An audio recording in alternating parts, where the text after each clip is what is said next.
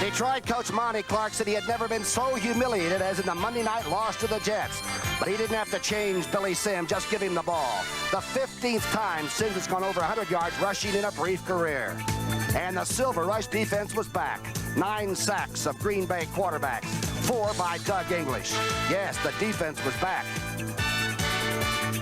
And the starting quarterback is Gary Danielson, and he found the mark too. 30-10, Detroit over Green Bay in Green Bay.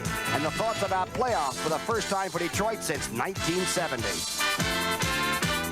Bud Grant called it the worst half of football the Vikings had ever played. And what made it worse, it was against Baltimore. But at halftime, a few well-chosen Bud Grant words, and the Vikings came out to play football. Kramer to Galbraith. And remember, Tommy Kramer can get hot. He is really a great streaky quarterback. And then Kramer quickly setting up to the silent one, Sammy White.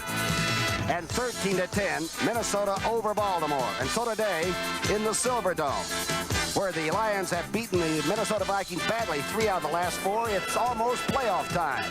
Each team has a shot. It does feel like playoff time, folks, and welcome to the Silverdome, where earlier this year, Super Bowl 16 was right here on CBS. It's foggy and miserable outside. It is beautiful and perfect for football inside. Look at these standings. You talk about the playoff atmosphere, here's why. Washington, Dallas are in there, right? Green Bay, Atlanta in probably. Here's the battle. 8 teams left in the battle for those last 4 playoff spots in the NFC, and these 2 teams are head-to-head today in what used to be the old black and blue division. Over 80,000 tickets have been sold, and we're ready to go too. I'm Tom Brookshier. I used to play defense for Philadelphia. This fellow next to me played 200 games of defense for Detroit, so he's sort of back home too. What about the defense, though?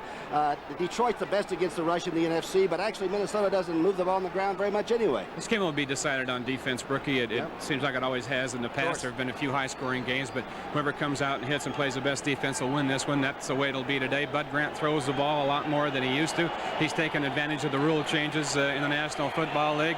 Billy Sims will have to be stopped by Minnesota. I'm excited. Well, you're also back home after 15 years wearing number 55. Do you have any special thoughts doing your first broadcast back here from this great ball yard? Well, I'll tell you, it's really been great being back. Opportunity to see a lot of people. I have as much respect for the Minnesota franchise, their players, their coaches, and their administration as I do for Detroit, so I want you Minnesota fans to relax. Certainly won't show any favoritism in the booth this afternoon. I'll be totally unbiased, and I will be totally objective, so you can just sit back and relax. And, Brookie, I'll tell you right now who won the coin toss. Are we kicking off to them, or are they kicking off to us? Well, I think since you can't do any rooting, you have said that the Vikings with Danmar will be kicking off. Detroit has won the toss. And I don't think we're going to have too many no-shows today. The deep men are back there now for Detroit. The deep men, Alvin Hall, of course, who went 95 yards only a week ago, and Robbie Martin. Here's Danmar, and this playoff-type game is underway. Robbie Martin at the 12-yard line, gets to the 26, a pileup. Boy, I look for a good ball game today. Really a good one. A 16-yard return by Martin. And here's the offense for Detroit. Gary Danielson, now the starter and seemingly in control. Billy Sims, one of the great players maybe of all time. Dexter Bussey, Mark Nichols, and Leonard Thompson is in there now. They'll be in and out, bringing the plays in. Dietrich Elias Fowler, the young guy Greco again starting at right guard. Keith Dorney, one of the best at tackle, and Big Dave Hill back at his normal tight end position. He might be hungry today. Here's Danielson. Remember, he's only been in action for the last couple of weeks, really, as the starter. Straight handoff, Sims out over the 30-yard line. Brookie, they started with David Hill in the offensive backfield that time, the tight end, and he was a lead blocker for Sims. They did it against the Packers very successfully last week. That new 34 look that went in a year ago, here it is. Doug Martin at left end, Charlie Johnson, a great all-pro from the Eagles at nose, and Mark Mullaney at the weak side defensive end spot. Blair, Studwell, Dennis Johnson, and McNeil. They're tough. They're big. And Swain, Teal, Hannon, and Turner, and they may have a few problems if he gets time. This man. Leonard Thompson and Nichols are outside. Inside drive play. Do you know who? Sims again for not a lot. Dennis Johnson, the inside linebacker, making the tackle. Studwell is the leading tackler, number 55.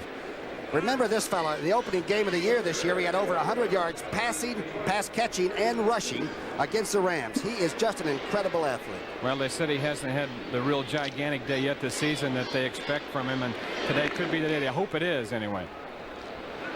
About a 208-pounder, and he's a glider. He can shift gears on you about 9 times. Here's Danielson's first play on 3rd and some. He's got a lot of time. Oh, it's intercepted by Martin. Intercepted by number 75. That's Holloway, pardon me, the pass rushing defensive end in the Randy Holloway made a great play, Brookie. Double great play on that. Billy Sims was flaring. Holloway hit him as he came out of the backfield. Watch Sims come out of the backfield. Look at left of your picture. You'll see Holloway, number 75, give a blow to Sims if he's still in the picture right there. No, he'll be out of it. So Sims didn't get down in the pattern. That's what threw Danielson off balance. Then he threw it out here, and Holloway was right there to boot. A great play by number 75. And actually, Dorney had nobody to block. Holloway dropped off of that 4-man rush. A big interception and a great opportunity for this offensive ball club for Bud Grant. A few boos, huh? That's part of football, isn't it? There's Ted Brown inside, down inside the 20 to about the 18-yard line. Here's the Minnesota offense. Tommy Kramer, he can be brilliant. Be very careful with him. Ted Brown, I think one of the most underrated backs around. Galbraith, a good catching big man. Ahmad Rashad and Terry LeCount in, as Sammy White will not play today. Steve Riley, Huff, Swilly, Hamilton, Irwin, big and good pass blockers. And Joe Sensor, who caught 81 balls a year ago at tight end. 2nd down 9. 2 runs in a row. That's unusual, and Brown gets inside the 15. They said they couldn't run the football. Well, I think they can. They have a lot of confidence in that offensive line of theirs, with Swilly and Hamilton and Huff up the middle. Here's the Silver Rush defense. Purifori, William Gay, Doug English, who Johnny Michaels, the Minnesota coach, says one of the best defensive linemen he's ever seen, and Big Bubba Baker, who can really sack. Harrell playing in place of Cobb, Fantetti, and the veteran Stan White, who's really a coach on the field. Watkins is a rookie, Hunter the veteran at the corners. Kramer's first pass on 3rd and 5 off Brown's hands at about the 11-yard line, as the rookie Watkins made a good defensive play. 2nd week in a row now. Watkins has started on the corner, number 27. Last week, the first pass they threw out his way against the Packers, he knocked it down. Today, he defensed it. He had a lot of good luck against Lofton and Jefferson, but that's always enhanced when you have a good pass rush. It's not bad breaking in as a rookie when you got guys that can beat on that quarterback. Well, they picked up 9 sacks last week against Green Bay. That'll help. The numbers on Rick Danmeyer, who used to be a nose tackle for Sioux Falls College, if I'm not... 180-pound nose tackle. Dills is holding the backup quarterback. It's from the 23, a 33-yard attempt. It's off to the right.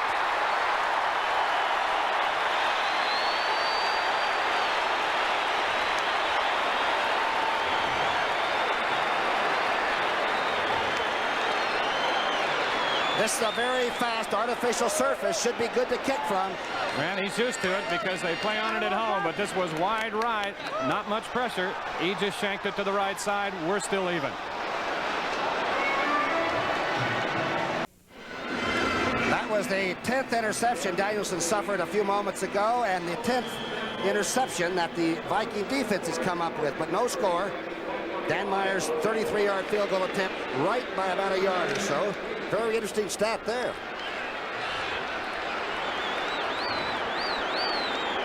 Gary Danielson, the Purdue Boilermaker, played in the old WFL for a while. He's a good kid, and he is the quarterback.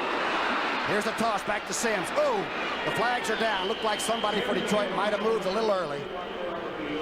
Sims has been hit hard now on all 3 of his carries. McNeil making the tackle. Was an excellent play by McNeil, the right side linebacker. He closed down. David Hill was to kick out. Minnesota jumped.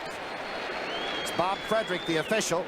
I'll set those officials so we know which zebra we're working with today. Bob Frederick. Umpires John Keck. Head linesman Jerry Bergman. Line judge Bob Beeks. Back judge Bill Swanson. The side judge is Gary Lane. Defense, offside, number 54. Field judge is Don Hakes. He's got a nice voice, bro. Yeah, Frederick, he's an old friend of mine from Colorado. He's just a wonderful person. Except on game day, some players feel. 1st down and 5. Motion toss back to Sims. The flags are down again. Charlie Johnson, the nose tackle, number 65, made a quick move, but let's see if it was caused. Why would anybody want to be an official? But you know something? They love their life, don't they? They love their life. Why, I don't know. Well, they get to travel on weekends, I think. That doesn't mean they're unhappy family people. It just means they like to travel a lot, right? Yeah, there's the list that I gave you just a moment ago. Right now, Bob Frederick is discussing things. It's going to be against Charlie Johnson, perhaps the nose tackle. Danielson has been demonstrative. Defense number 65. With his calls. They're getting close to a head bob out there a couple times, and I think Matt Blair went over and complained about it. There's Charlie Johnson, my old Colorado Buffalo. He's just flat eager, I guess. It's a first down, though, and they haven't had to fire a shot. Here's Detroit now going. As Danielson's going deep all the way. Oh, it's a great catch at the 20-yard line by Leonard Thompson. Leonard Thompson has a touchdown, a 70-yarder.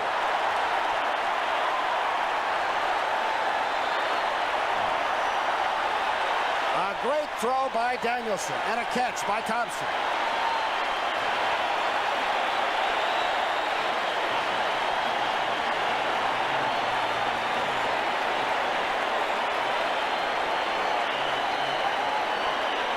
Longest touchdown pass of the 82 season, and nobody deserves to be pumped up more than Leonard Thompson. He's had his problems lately. He's a flyer, converted running back. He was a running back in college. He's got the speed, and you saw it. And how about Danielson? What you got to like about him, coming out and throwing an interception on that first play, the first pass attempt, forgetting about it, coming back and throwing that bomb. The fourth touchdown for Danielson, none more dramatic. The crowd went crazy here in the Dome. It's down. Eddie Murray's placement is good. Wow. Lightning has come through the ceiling of the Silver Dome. Play action, and you'll see right here how much attention they pay to Billy Sims, number 20. There's a handoff. Look at Studwell, number 55. He lurks in there, but they're not going short. They're going deep here. Thompson against Willie Teal. He's got him by 2 steps. The ball is right on the money, and the Lions are out in front by a score of 7-0. A great throw and catch. And, of course, Leonard had been suspended, fined a little bit for his altercation. Right now it's 7-0 Detroit.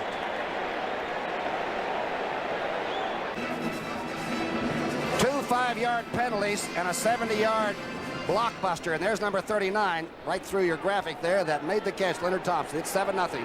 And Eddie Murray will kick off from the 35. This guy's one of the great kickers in pro football. He drives this one very, very deep. Jarvis Redwine in the end zone. The former Cornhusker gets out to the 22, and there's a stack. Calicut down quickly. A 24-yard return. Elsewhere, there's some action that's almost as feverish as this game here. Philadelphia with an interception by Richard Blackmore on top of the Oilers, 7-0. Cleveland on top of Pittsburgh, 3-0. It's always a battle, isn't it? It's always brutal. Two cities, two towns, two teams just flat don't like each other. Much the same with Detroit and Minnesota. Here comes Tommy Kramer, the quarterback. Rashad is split to the left. Sensor is to the left. Strong formation left. Here's the play-action pass by Kramer going to the outside. Rashad has it at the 36, and a beautiful move by Ahmad Rashad, an inside takeoff move to the outside. I think it was actually a zone to that side, too. Not double coverage, but a zone, and he caught it in between the two defensive backs. Kramer here now, straight drop back. Rashad ran a slant in. You'll see him coming inside and move it back out. Number 28 cuts it back out right in front of the safety who was coming over. And there's your completion. Eddie Kayat, the defensive coach, said that Kramer moves very well. This year he's healthy, and he's a very hard quarterback to pin down when he's moving well. First down for the Vikings. Inside toss play, now back outside. Galbraith has it. Galbraith picks up a couple of yards just over the 35-yard line as Alvin Hall sticks him hard there. Almost a sucker play here on Dave Purifori, the defensive left end. Now you'll see him over on the right side. You'll see a trapper come out to him, and watch Purifori go down inside to play that trap block. They kind of suckered him into playing the trap and pitched outside. You can call it a misdirection, but it's kind of a sucker play. A toss, trap, toss. Pretty good looking play, though, to make somebody play honest, maybe. Pickup of 3 yards, 2nd down and 7. Back to what he does best. Pass, Kramer, across the middle, caught. 46-yard line. Galbraith coming out of the backfield. The former Missouri running back is a good pass receiver. Well, he made 74 catches in 1978, former New Orleans player. He's a great athlete. We're talking about Galbraith as you look at Tommy Kramer. Kramer bothered with a bad knee last year, as Brookie said, limited his mobility in the pocket, but that was one of the things that really concerned the Detroit defense was the fact that Kramer can now move around and slide around back there, avoid the rush, and get a second look at the defense. They have a lot of respect for him. Team only averages 80 yards rushing, much because they don't like to rush. They might as well throw it. Bud Grant says the rules are there to throw. 3rd down and a yard. Inside, Brown, but by a lot. Brown against the short yardage defense gets to the 46-yard line. Number 51, Jim Huff, leading that one again, Brookie. That was a takeoff of the play that we looked at before, that fake toss thing, and you'll see number 51, Huff, pull from his left guard position and lead the way. He's right to the left of Kramer, number 9. Watch him turn up in the hole and get a block. And that was a springer for Ted Brown. Good block by Irvin, the big right tackle, too. He buried Purifoy, didn't he? Good call, Wayne. 1st and 10. These ball clubs look like they've got the pitch today. Handoff. Brown trying to dance outside, being chased. And he's down at the 48-yard line. Good defense. The safety man showed up very quickly. Stan White helped make the tackle, but Alvin Hall was up quickly, too.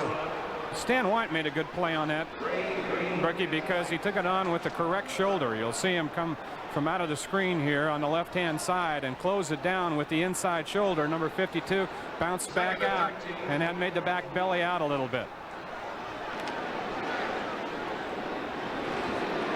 Lost there. Stan White, of course, the player representative, a very high-profile man for pro football during the strike, but he's playing well. He's like a coach on the field. 2nd down and 12. McCown in motion. Inside handoff. Galbraith explodes through a hole to the 36-yard line. I'll tell you, number 51, Jim Huff, is an animal out there today. He just took out Bubba Baker and stood him straight up on that block. A cross block between Riley, the tackle, and Huff, the guard, over on the left side of Minnesota. A big hole. Watch this. They're to the left of Kramer. Riley will come down. Huff will go out behind him. Look at the block on Baker. Boy, you can't beat that. And who said Minnesota can't run? They see something today. Old-fashioned cross block, huh? Tackle down, guard out, and they split them. Sometimes when you're looking for the pass all the time, you get hurt playing defense. It's 3rd and less than a yard. Brown, 1st down and more. Wrapped up there. James Harrell. I mean, this is the way Minnesota used to play when they had Osborne and Brown. They'd come out and they'd almost tell you what they were going to run because of the way their backs would cheat up a little bit, and you'd know it, and you still couldn't get them stopped. But you know, Bud Grant last night was telling us about how passing's great. You can't hit the receivers anymore. Tight ends are fast, big guys. Then he comes out and decides to be facile and adjust his thinking. You see that 23-7 against Detroit? I had a lot of respect for that man. Some of those were yours, huh? A lot of them. 1st down. 1st down pass play. Play action. Kramer. Oh! Hits the tight end at the 26, who was then hit, and Joe Senser couldn't hang on to it. He really got shelled. They've been successful running, so that time they came back with play action. And the Detroit linebackers really didn't buy it. Fantetti, number 57, makes a good play on this one.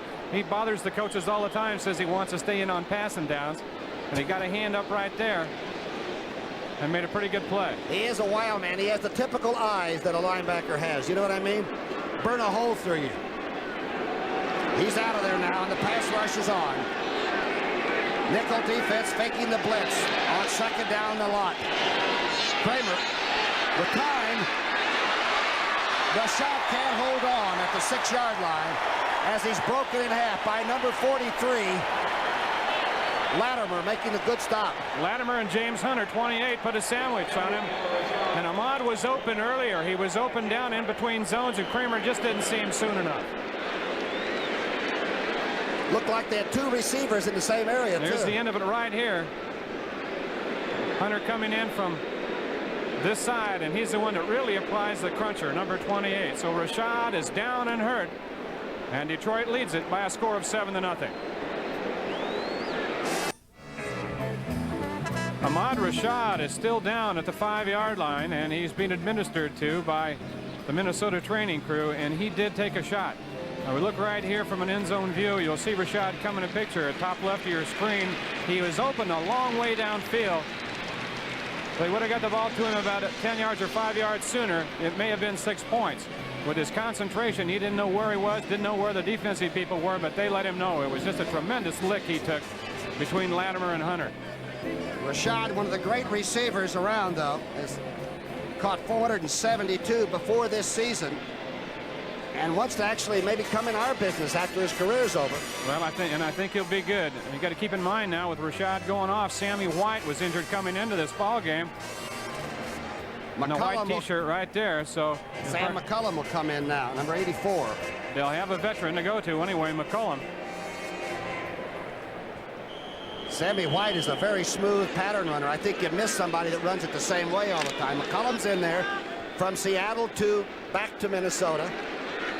He runs a good pass route, and Grant's glad to get him back. Shotgun time on 3rd and 10. Ball's on the 33. The rush. Kramer drops it. He finds Brown. Brown at the 25. Brown inside the 20. What a move by Kramer to get the ball off. Boy, isn't that marvelous? That's what they were worried about. That's what so many of the good quarterbacks do now. You talk about Montana's and you talk about Kramer. Those guys, they just make something out of nothing. This is pretty good rush by the Detroit front line and pretty good coverage back there initially. Under pressure, watch him move around, get a second look. Finds the receiver on the linebacker White. And it's a big first down for Minnesota. Great play by Tommy Kramer. 18-yard catch by Brown. A good pass by the man from Rice. His brothers were all quarterbacks, so he had to be able to set up fast around the house. First down and 10. That's Brown in motion. Inside drive. Galbraith inside the 15, and Kramer's complaining to the official. Bubba Baker came through a little bit late and maybe took a shot at the quarterback. Bud Grant told us last night that he wasn't concerned at all when Tommy Kramer took over a quarterback for him in place of Fran Tarkenton. He knew that he was going to be a good one, and had come up in a system at Rice. He said he was behind a lot when he was at Rice, so he got to throw the ball a lot in college. He says it's really only in his 4th year as a starter. It's his 6th year in the league, and he's still going to get better. I love the way Bud Grant called Francis, right? He said, well, Francis could do this and could do that. Kramer going for LeCount. LeCount has it. It's a touchdown with a great grab by number 80. There won't be too much celebrating in the stands for that one. Jimmy Hunter had him covered pretty well. It was a great throw again. Terry LeCount, who got the start today because of the injury to Sammy White. And when we talked to Ahmad Rashad last night, he said, you know, LeCount might have an advantage against these Detroit backs. They don't know him that well. They might overlook him a little bit. He ran a great pattern that time on James Hunter and made one of the best catches you'll see all year. He pulled that thing down with one hand. The 6th catch of the year for LeCount. He used to be a quarterback back in college down in Miami. Here's Danmeyer's kick. This one splits it. We got a new game. New game between old teams, old friends, and really old opponents.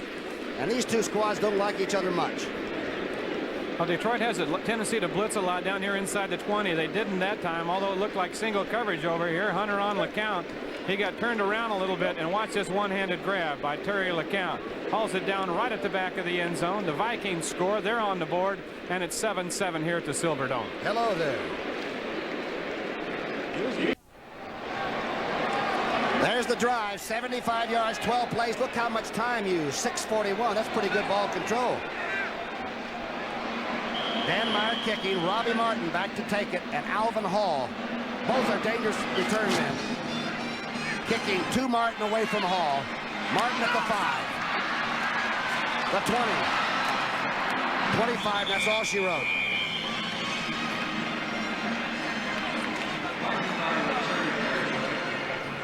Once again, that catch by Terry LeCount for Minnesota. Hunter's not in too bad a shape, Tom. He's about a step back there. The ball is just thrown right on the money. Look at this, pulls it down with one hand. That's good camera work, guys. Almost as good as the catch. But you're not going to see a better catch than that probably today. And a good point that he doesn't play enough to where you really have a complete book on him. You know, he's smaller than Rashad, a little bit shorter, quicker perhaps. There he is back there, number 80. What a catch. 7-7 tie. 4:49 left in this first quarter. Inside drive. Dexter Bussey, the first catch. Mark Mullaney. Also on the tackle, Mark. There's big Monty Clark on the sidelines. 2nd and 9. He's the one on the left with the charts and all. Well, this team has really confused him, hasn't he? He had told us on Friday he didn't really quite have a handle on this team, how to handle him yet. He said he's done everything. He's patted him on the back, smiled at it, intimidated him. He did all those Cut things guys. for us. He scared me talking to him the other day. He is fierce. 2nd down and 10. Check it out. Linebackers are calling out their defensive zones like they know. Danielson overthrown, almost intercepted by number 45. Tommy Hannon had a pretty good shot at the interception, but it bounced off of Freddie Scott's hands. Danielson high with that pass as Scott came open. Down about 20 yards deep over the middle.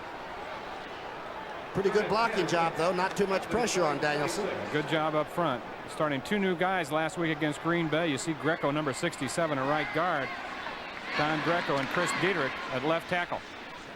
The Bruce brothers. Here's the Giants score. The Giants on top of Washington. 7-0 also in the first period. There's a big playoff type game. That's Scott Bruner to Johnny Perkins for that Giant touchdown. Flags are flying. Man we saw standing next to Monty Clark, John Bruner, of course, is Scott Bruner, the Giant quarterback's father. He does the signaling of plays and helping. False start. Number 67 on the offense. That's Greco, one of the Bruce brothers. Now Bruner is right behind that standard there. You can't quite see him. Of course, Clark is a big guy to stand in the shadow of.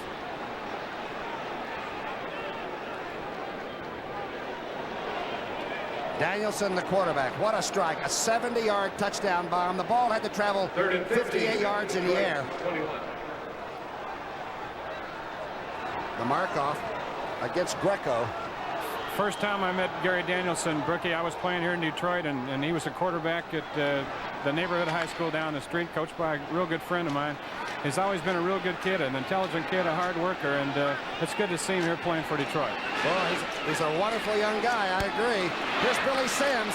He's got a blocker out in front of him. Sims leaves him and gets back to perhaps the line of scrimmage as Mullaney finally tackled him from behind. Boy, Mullaney played a whole posse off over there to make that play. Number 77, the big right defensive end. On a sure passing down like that, a lot of times the defensive end gets upfield and can't make that play, but he strung that one out. Skladany, one of the better kickers that's ever been around this league as far as I'm concerned. He can put ice on it. Of course, not indoors in the dome where we are. Eddie Payton, who used to play, of course, for Detroit, now playing for Minnesota. Here's Skladany. Good snap. This is a rifle. It's a little bit low. Payton may have a return. Oh, hit immediately. Leonard Thompson made a legal hit covering the punt. That's a great play. You know, he was the one that, you know, on Thanksgiving hit Leon Bright for the Giants and was fine, but that's been his specialty all season long, and he just did it again here this afternoon.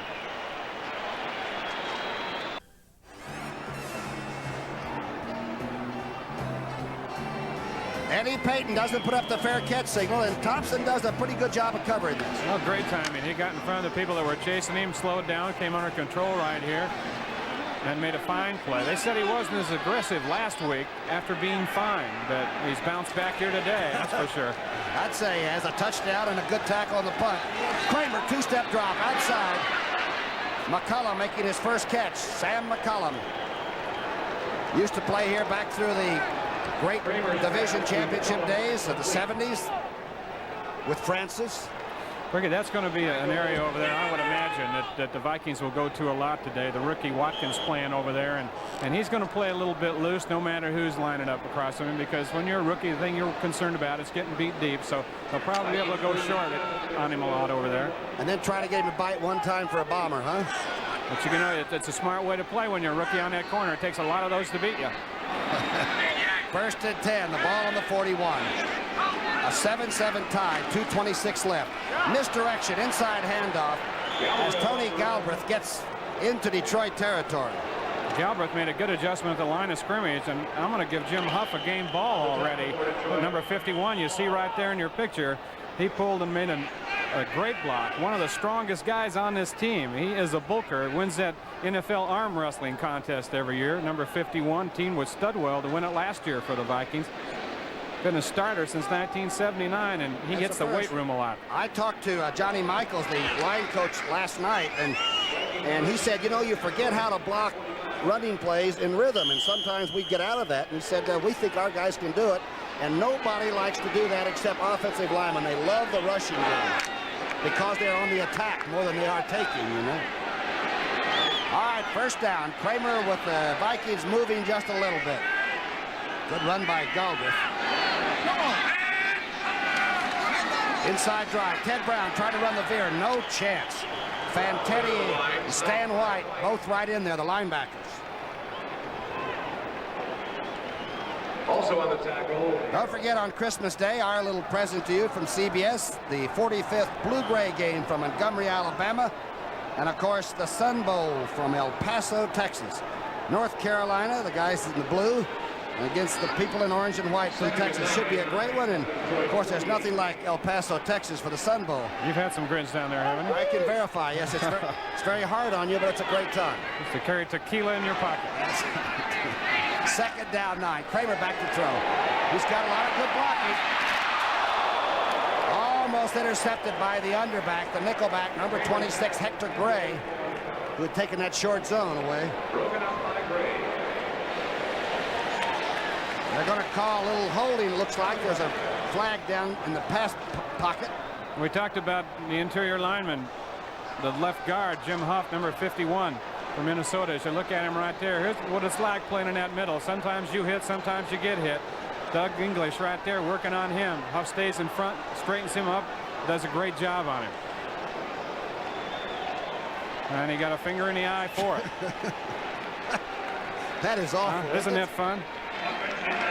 Number 78. Riley, the offensive left tackle, was holding Bubba Baker, but Huff was just trying to keep Doug English's finger out of his eye.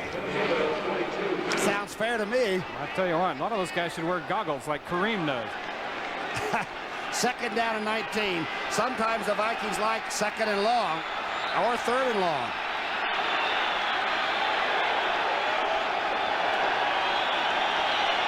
The draw play to Ted Brown. Brown to the 46-yard line in a hurry. North Carolina State's Teddy Brown. I think he's a great running back. Latimer made a tackle there. No question, when we talked to Ahmad Rashad last night, said that number 23 Ted Brown was the key to their offense. And Bud Grant said, you know, we got to figure out ways to get him the ball, just like Detroit's got to figure out ways to get Sims the ball. Good job up front, of course, the Detroit defensive line expecting pass, and they're going on a pass rush right there, but 23's got the ball going the other way on it. 30 seconds left in the first quarter. Vikings into the Lion territory again, and it's shotgun. Everybody's out. Bubba Baker putting pressure on. Ball is thrown. McCollum has it at the 25. Fumbles, and I believe Brown got it and stepped out of bounds. Vikings may keep the football if it's called a catch. Jimmy Hunter forced the fumble.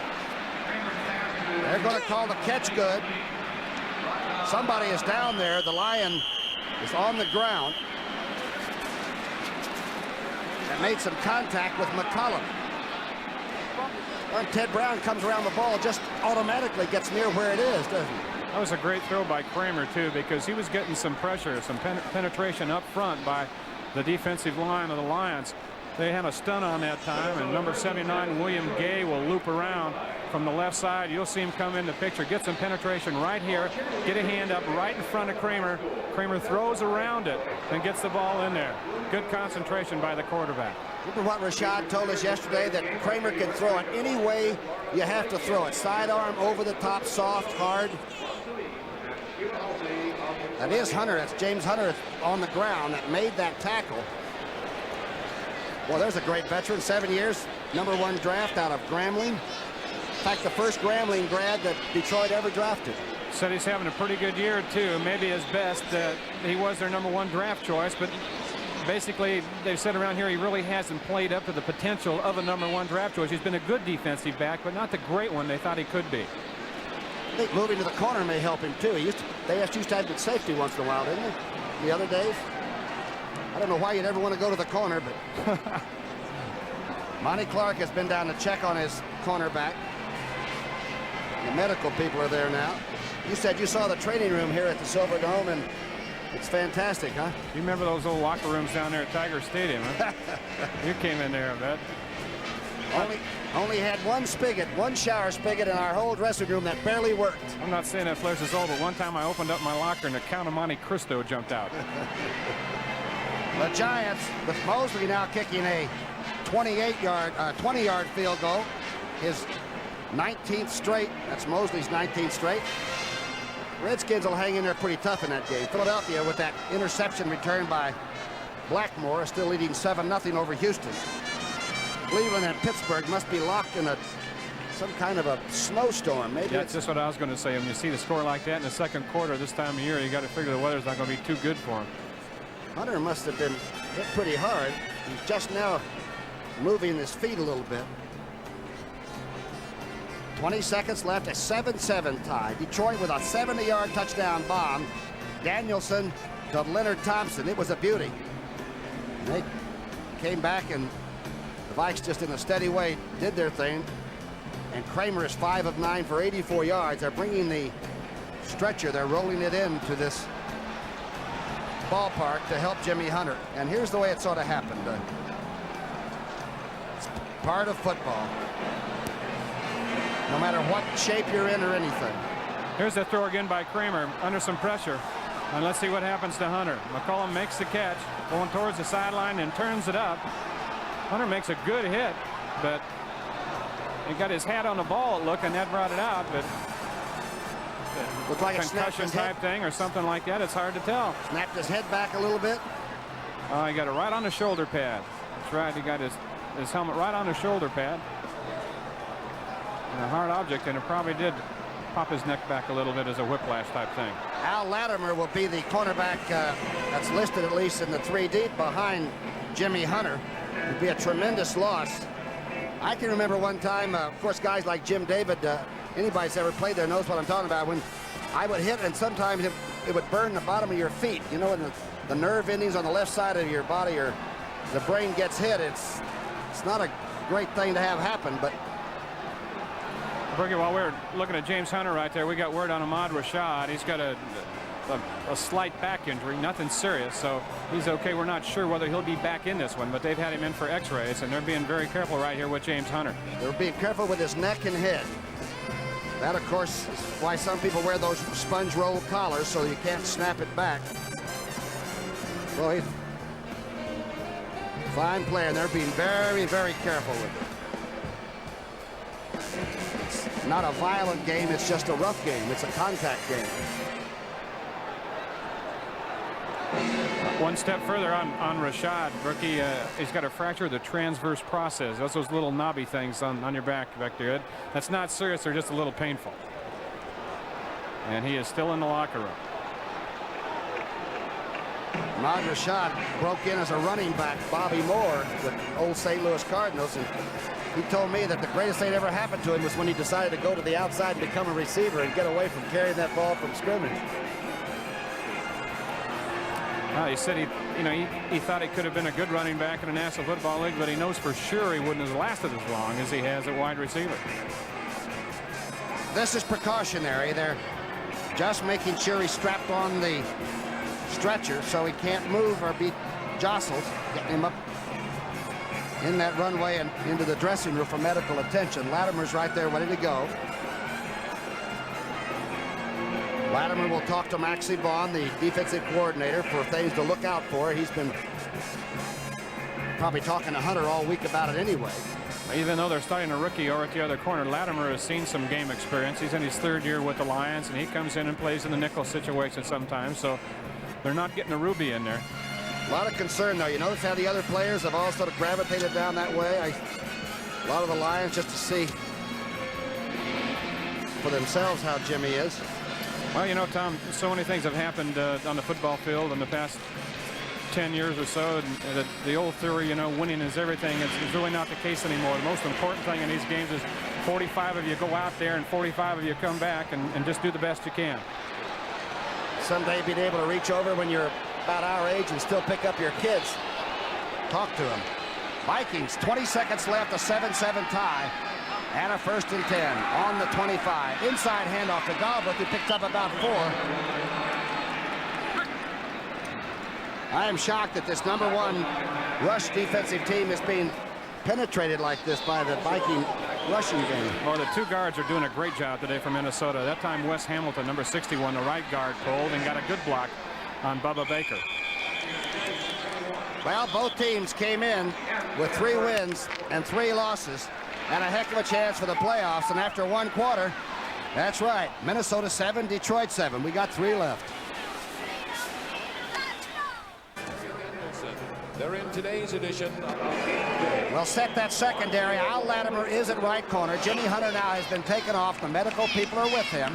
Hector Gray, Alvin Hall, and Bobby Watkins is the rookie. And they're facing a team that gets into here. Kramer is extremely dangerous. A 2nd down. And 6 on the Detroit 20. 1 back offense. That's Brown. The fake. Kramer going outside. McCullum has it. Steps out at the 10-yard line. A quick turnout. Latimer was there. Isn't that a smart call? You got the guy over there playing his first play in the ball game after coming in for Hunter.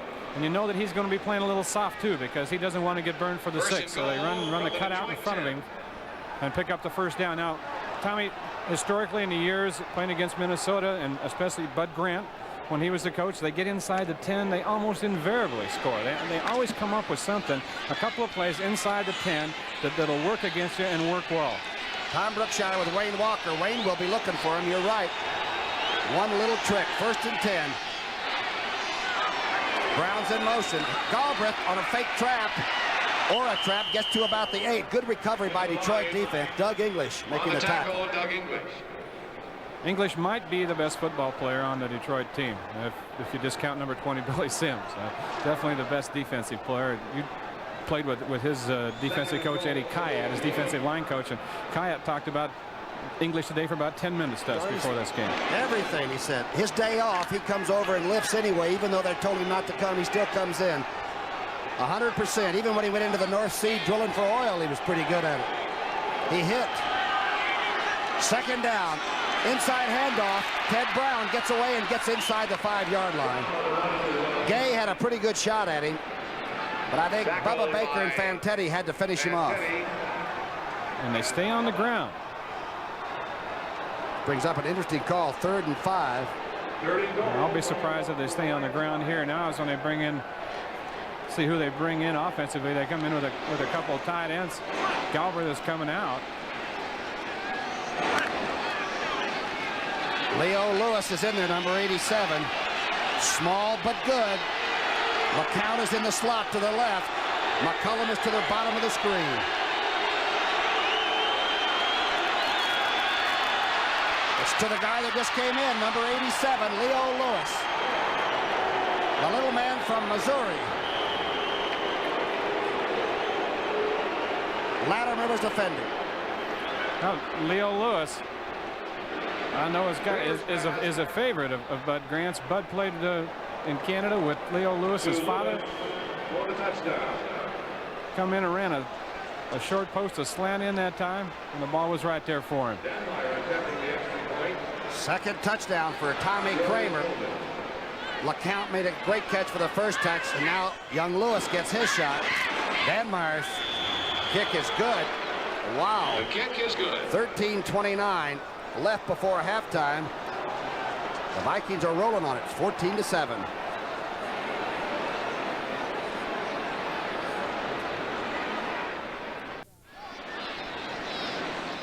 The second touchdown catch for Lewis. That number 71 yards and 10, 440.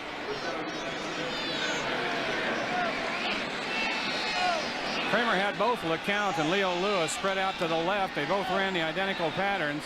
Both ran short posts or slant in. Kramer looked over there right away. He's going to go to either one of them. He went to Lewis, working against number 29, Bruce McNorton, who just came in the ball game. And it was a great throw. That's probably the easiest throw that the quarterback can make, is that inside pattern on the slant in. That's the easiest throw for almost any quarterback, and he really zinged it in there. There's Leo, number 87. Is from Missouri, second year. Second touchdown catch this year. He's not big. He just plays big. Van Meyer now from the 35. Alvin Hall and Martin waiting. Kicking away from Hall again. Martin at the 6-yard line. Martin going outside and hit and drilled at the 26. Keith Nord, the safety man, and the special teamer down to make that tackle. A 20-yard return.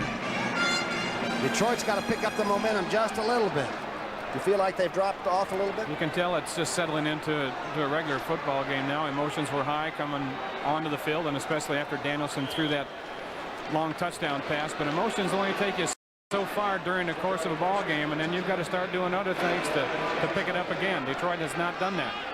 And this is a fast track. This is a very fast surface. If you're fast, you're really fast in the Silver Dome. 1st and 10. Danielson, the quarterback. The play action being rushed. Danielson going to the outside for Leonard Thompson, and just had to rush it a little bit. Got the big rush by number 79. Martin was sort of in his face. That was more of a timing pattern than what you'll usually see. And Danielson was just a little bit early with it. The plays are being brought in by Scott or Leonard Thompson from the bench, where Bruner and Monty Clark send them in, and Danielson is the one that has to execute. That's tough sometimes. 1 out of 4, and that one was a 70-yarder. Looking to the tight end. Now Danielson's going to run. He's being dropped. Good rush by Martin, and good coverage on Hill by McNeil. That was it. Al McNeil, the linebacker on the right side, had David Hill, the tight end, out in the flat. Danielson looked over there and nowhere to go. You'll see it's good coverage downfield by the entire Minnesota secondary. Plenty of time initially right here. Danielson looks left, but McNeil is all over David Hill. He's got to come out of there. And Doug Martin falls back in for the sack. David Hill looks like he's carrying around about 10 or 15 pounds. It's more than that. I think it's about 20 or 25. He got covered rather easily by a linebacker that time. Here's the drop back on 3rd and long. He dumps it across the middle. Danielson to the 36 goes Dexter Bussey. 12:30 left before halftime. A 14-7 Viking lead. Short of that first down, obviously. Here come the big fellas, and Danielson off. Skladany for his second punt. How about what Bud Grant said about kickers, that they should have their own game and charge admission to have people just watch them kick. They don't care about the rest of the game. Yeah, he says he thinks kickers enjoy warming up before the game more than they do the games. He said they really air it out. They sky the ball all the way to the top of something like the dome here. Here's Skladany. It's a short kick. That's Payton at the 35. Look out. Eddie Payton, the last person is Skladany, and Skladany makes a good tackle at the 36-yard line. Two little men really met head on. Skladany. A short, low kick that time by Tom Skladany. Payton gets it on the run. The theory of when you're kicking the ball here, you got to make these guys go sideways for it to make the catch. They catch it with their shoulders square coming forward, they're going to cause you some problems. Eddie Payton right here, who used to play for Detroit, makes a great run. Ran back a big kick against the Vikings a few years ago in '77. In fact, the last one run back against the Vikings, I think. A 36-yard punt, a 35-yard return. Vikings building up some steam before halftime. Inside fake, play action. Kramer dumps it outside. Galbraith tries to one-hand it.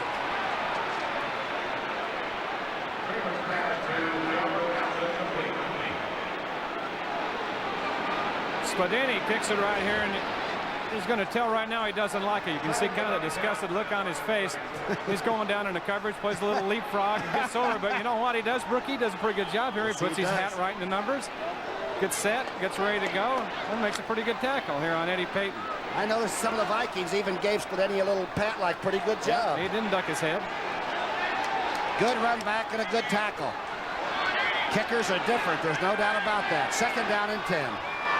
Shotgun. Everybody's out. Kramer outside. Sam McCullum, 29-yard line. What a valuable acquisition to get McCullum back that knew their system, knew how Bud Grant thought. With his problems at Seattle behind him, Sam is just playing well. McCullum working on the rookie again. Watkins over on the left side of the Lions defense, making just his second start. Gone deep on him a couple times and caught 2 or 3 in front. Well, it's tough to play the corner. In the old days, it's impossible to play him now. There's Bobby Watkins. He's a good one. A lot of Lions like him. They say he has a great attitude to play the cornerback. Doesn't let things bother him too much, but that's just a tough position to step in and play. Big interception that Watkins made against Green Bay a week ago. But last week you could forget about it. Yeah, that's a pretty good start, though, for a rookie, isn't he? Come in and play against a team that's got a Lofton and a Jefferson and get an interception and knock 3 passes down and not get burned. That's what happened last week, but this is this week, and it's 14-7.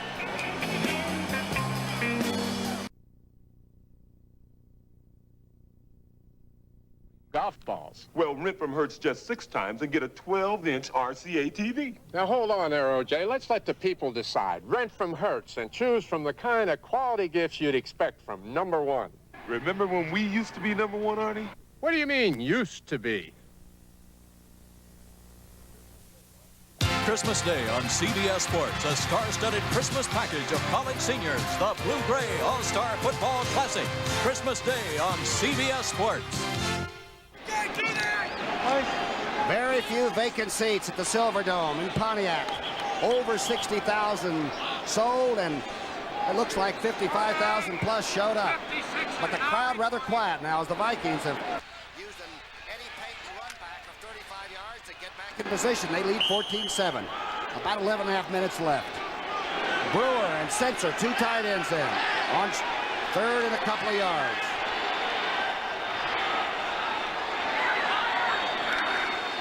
Crossbuck, Brown, first down inside the 25.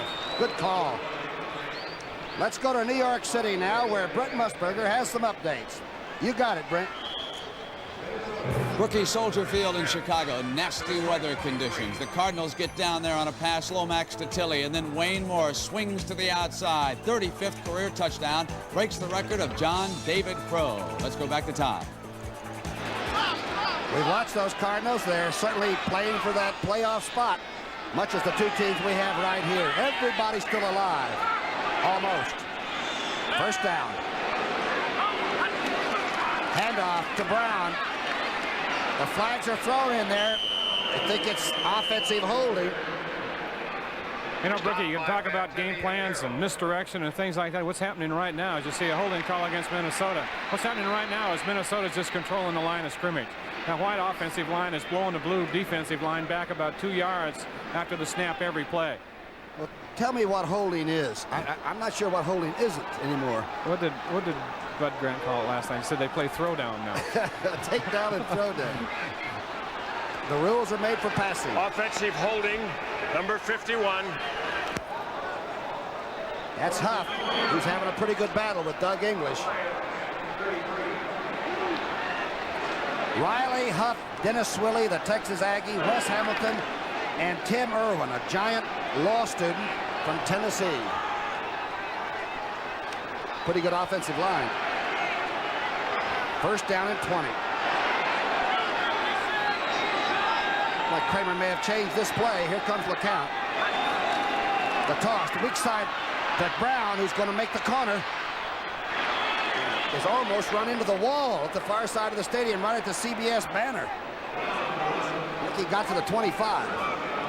Wow. Lions in their nickel defense that time. They had Roosevelt Barnes come in at linebacker as a nickel linebacker. He's number 54. You see him over on the other side. He's a youngster that hasn't played a whole lot. He only played 1 year of football in college. He was a basketball player at Purdue. He just got tricked here. He's caught up way inside. Number 54, but he's got good speed, and he'll catch up. He'll learn that you got a lot of friends inside and you don't have anybody outside when you play linebacker, Brookie. Very simple thing when you're an outside linebacker. Got to teach those guys where the out of bounds is. The linebackers, they play everywhere, on the track, around the field, or wherever. There's Roosevelt Barnes. A Purdue, a Boilermaker, they call him. It's second down. 14. Kramer, a lot of time to throw it. Finds McCollum, who makes his 5th catch inside the 20 to the 16-yard line. Stan White and Latimer tackling there. And Brookie, we just got word about James Hunter in the locker room. It is not a serious neck injury, and that's good news. Oh, boy, that is good news. I sort of thought that took a little sting out of the Detroit team when they saw him being carried off, you know. McCollum, the veteran with the experience. 5 catches already here this afternoon. Look at Kramer. Went to 2 or 3 receivers on that play. Went to McCollum first and went off it to the back. That wasn't there and came back to number 84. And now we've got 3rd and call it 5. LeCount motion left. Brown's out. Going outside. McCollum catches it at the 6-yard line. McNorton was there, but so was Sam. Just getting to the outside and turning outside, getting on the outside and then turning it out. Picking on the cornerbacks. And the pass rush can't get there in time. Remember what Bud Grant told us, too, about Kramer, how that doesn't bother him if he misses 5 in a row, that he'd come back and he'll hit 5 in a row, that he seems to have absolutely no hang-ups. The best kind of attitude he said a quarterback can have. Interceptions don't bother him, and missing 4 or 5 in a row doesn't bother him. Bud Grant's a very interesting study. He's got a great sense of humor for somebody they don't think has one. The crossbuck, Ted Brown, storms to about the 3 and then gets into a lot of trouble. Fantetti and Gay. On the tackle, Gay. Well, right now the Lions rookie playing the cornerback with 2 rookies. McNorton is a rookie. Watkins a rookie. Minnesota pounds the middle, and then they throw short on the corners. I think Jerry Burns and Grant Nolan keep up with a darn good offensive game plan, though. I feel like they're sort of infrequency, and they're catching the Lions about a play off all the time. I never got on the field against them when Jerry Burns was their offensive coordinator. I didn't think they had a good game plan. Good point. Kramer, number 9, healthy this year, and Mary. Handoff. Power running back, Ricky Young. First time that Ricky's carried the ball and been in the game. Fantetti making another tackle. On the run, the Ricky Wyoming linebacker's a little bit crazy, too, isn't he? Stopped by Fantetti. Pretty good linebacker. Real active kid, real intense. Look at those eyes. He was ready to play on Friday when we were talking to him. I saw him, he was mad because Reagan wants to put that MX thing in Wyoming. He says, you know, he's just a good country boy and likes to hit people. 3rd down and goal. A big play, really. Trailing 14-7. Detroit's got to make a stand here. Roll-out pass. Kramer throwing it back to the far side. What a play and drop. Bob Brewer dropped the ball. Remember we talked earlier that they always have something down in the bag of tricks when they get inside the 10. That was roll out right. They took everybody on over the right, and Kramer stopped and threw back to the backup tight end Bob Brewer. He was wide open. It was right off his fingertips. Look at Kramer here now. Roll right. First time we've seen it all day. Both backs that way. The guard going. Kramer pulls up and throws back, and there it was, but just off the fingertips of Brewer, and he was open. Vanmeyer's kick will be from the 10, so it's a 20-yard field goal attempt. Bills holes. Straight on.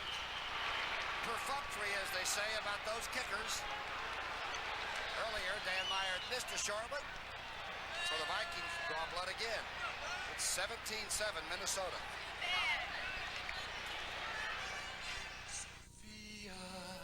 To me, passion means more than loving. It's my way of living. Sophia. It's laughing and exploring life, making mistakes instead of playing it safe. Sophia. I want to do everything with a passion. That's how I feel about my life and my fragrance. It has to be experienced. Sophia, the fragrance of living and loving. Sophia. Wear it with a passion. If you want the agent who gives you good neighbor service on your car, home, life, and health insurance, check with State Farm. I'm State Farm agent Carl Cox. What sets State Farm apart is no secret. It's that good neighbor service State Farm is famous for. With State Farm, you have affordable protection that respects your budget. One agent who can do it all. Life, health, home, and car insurance. And just one number to call for that good neighbor service. Check with State Farm. And like a good neighbor, State Farm is there.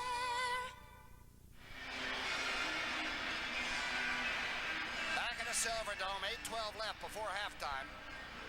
A 70-yard bomb by the Lions, and since then, it's much as you see there. Dan Meyer carrying the football, and the Vikings scoring some points. Kramer really has got the offense full of life. 11 of 16 now, Kramer is. A couple of touchdowns. Alvin Hall back to receive. He and Robbie Martin. They'll kick away from Hall since Hall took one coast to coast a week ago at Lambeau Field. There's Hall. He hasn't had a chance to touch it yet. And he won't again unless he takes it away from Martin. Martin at the 12-yard line. Martin gets out. Oh, now he's straightened up at the 27 and dropped. Pretty good special team coverage. Down the road, don't forget next Sunday, the CBS doubleheader day. The NFL Today starts it all with a group back in New York. It sets the tempo for us. Then Detroit at Tampa Bay, Green Bay at Atlanta. Remember, if you win a lot of games and have the best win-loss record, you get home field advantage guaranteed. So all games are important. Chicago at LA in the doubleheader game, and the Eagles battle it out and shoot it out down in Texas Stadium. All here on CBS. The NFL Today starts it off. Cut back by Detroit for a couple. Vikings are playing a lot better defense. They said their defense has sort of come together now. The strike's behind them, and they look like they're much more solid, don't you think? They've been solid. They've got good linebacking. You see number 54, McNeil and Blair. Those guys have been around for 9 years. They're a settling influence, and they got the guy playing nose tackle, Charlie Johnson, right now that they got from Philadelphia. Who is the best in the league at that position. He's been a real inspiration, a role model for the rest of these guys on the Minnesota defensive line. Charlie's always been a great team player, and he was just maybe the shot they needed, but he's really played well. Oh, they run at him this time and send Sims back out over the 35. Charlie Johnson, he's really become a good close friend of mine from Colorado and all. And he told me that Dick Vermeil, he just felt was working him too hard, and he was going to leave 3 or 4 years of a career on the practice field. So he said, Dick, I love you, but I got to go somewhere where it's easier. Pretty good theory. Pretty good theory. That can happen too. I'll guarantee it. Charlie Johnson, although he's a big guy and he plays over the center, he's not a mauler there. You know, he plays a lot with his hands and glides up and down and makes good plays all up and down the line of scrimmage. But of course, these Vikings don't even practice on Saturday. Bud Grant lets them take that day off. Here's Sims going for a first down, not getting it. Good defensive play. Tommy Hannon, the safety man, and others came up. You don't hold Billy Sims to nothing very often. And Studwell there, too. A good team defense that time by the Vikings. All the way up and down the defensive line, and the linebackers converging on it. Here we go. We got David Hill back there, the tight end at fullback. They pull the guard. Look at the white shirts converge. Boy, good secondary play, huh? Hannon was up. The safety read it immediately and got up there. Look at them. Here come the rest of those Vikings. They're wild today. Skladany back to punt. This will be his third. Remember, he had to make the tackle of Eddie Payton, who's ran that one back 35 the last time. Almost the exact position on the field where he was before. Here's Skladany's kick. Oh, this is a rocket. The flags are down. Payton has got to run back to the 31. This time he's hit hard, but the flags were down early. And 58 for Detroit is having some problems down there on the field. That's Doig, the young rookie, D-O-I-G, Doig.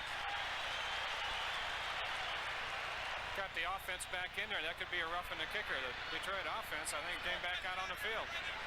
Boy, Skladany really got about a 5-second hang time punt. That was a great punt. Running into the kicker on the defense, and an illegal block on the return team, and that one will be refused. Wow. And we will take the penalty will be executed on the running into the kicker. Sound like the Nuremberg trials. I plead guilty. Number 1 is Skladany, the punter. You saw him make a tackle on the last punt. So they're going to put him in a position where he's not going to be able to make a tackle on this one. Down he goes. Unintentional, but nevertheless. Looked like that player was blocked, though, and he was off balance. That's supposed to negate any kind of a penalty, isn't it? And an illegal block downfield.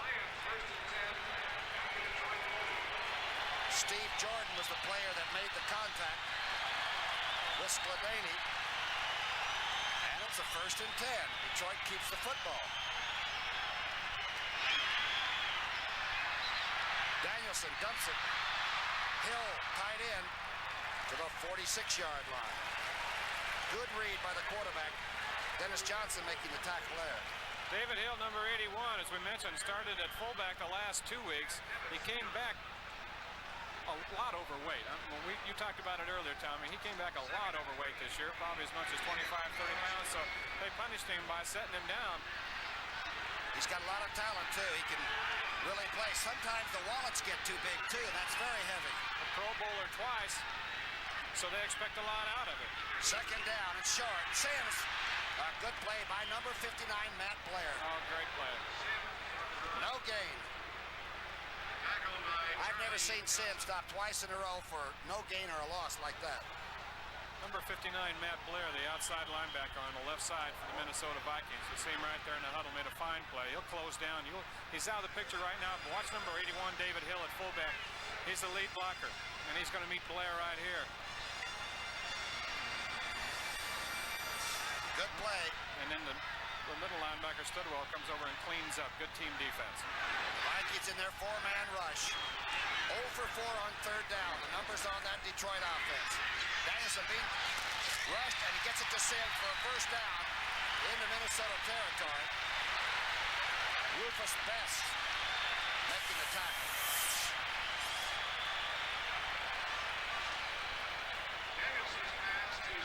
Number 20 is a guy they like to get it to here.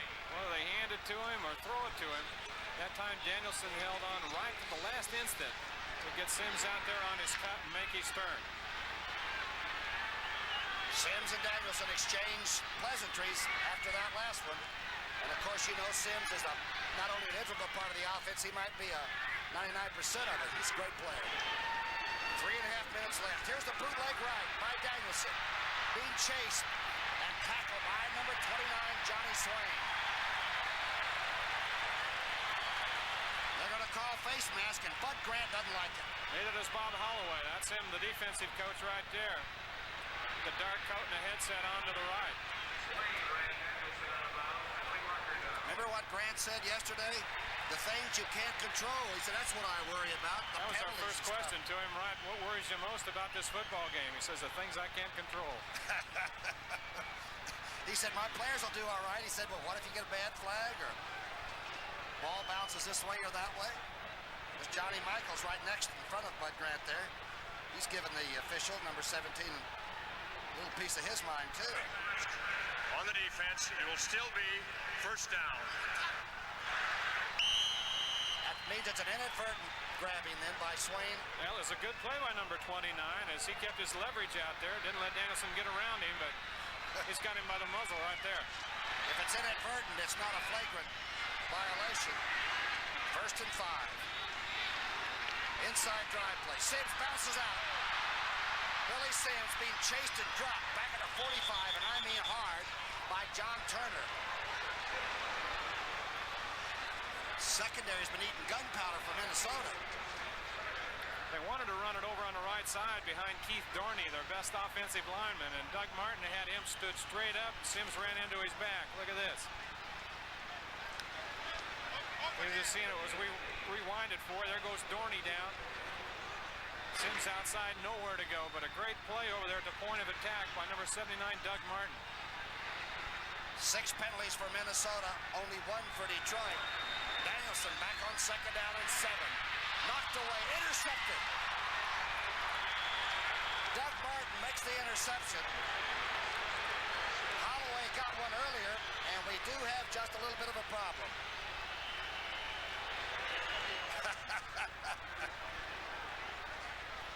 Ball and all.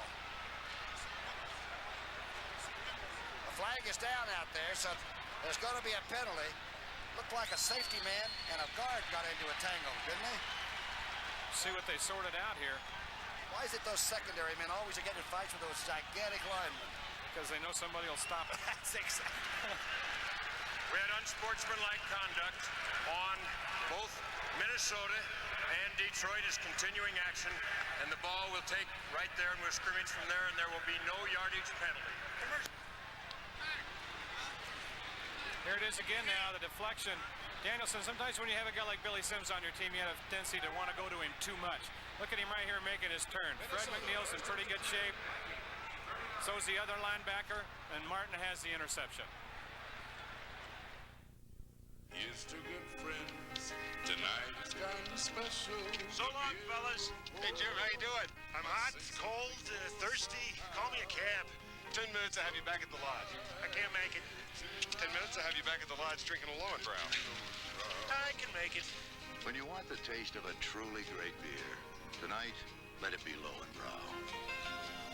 Where would I be without you guys? Probably still out there in the snow somewhere. Some special Christmas gifts from Radio Shack. I knew my son would like a radio control toy for Christmas, and Radio Shack has a great assortment to choose from. With an easy-to-operate transmitter, he can control all the action, whether it's at the races, on maneuvers, on the road, or off. Dad, is it my turn yet? 11 different radio-controlled action toys, $11.95 to $69.95. Only at Radio Shack, your Christmas electronics store. Christmas Day on CBS Sports, the Texas Longhorns go head-to-head against senior running back Kelvin Bryant and the North Carolina Tar Heels in the Sun Bowl. Holiday greetings on CBS Sports. Well, it's only fitting we'd have a great game, and this the home where the Super Bowl was when San Francisco edged Cincinnati, and then to have Joe Schmidt, the great Hall of Fame player, and the coach here to drop in the booth. It's sort of fun to get back to Detroit. Remember, I've always said how important it is to have role models when you're a young player. He was mine. He was? Well, that explains a lot. One of our great friends, Joe Schmidt. A lot of tradition here in Detroit. 2:42 on the clock. Kramer dumping again. That's Brewer, number 81, by Joe Sensor, probably number 81. He's got a bad knee and a bad elbow, but the big guy rolls into Detroit territory. Of course, all the Minnesota people know what a great athlete he is. Number 81, Joe Sensor. Sensational season last year. What is that on his right elbow? Didn't he have it infected? I heard he got it infected. Off, I think, an AstroTurf burn. That bothered him. It got fluid on it about 3 times his normal size. He's been bothered by a knee, but he's a great player and hangs in there.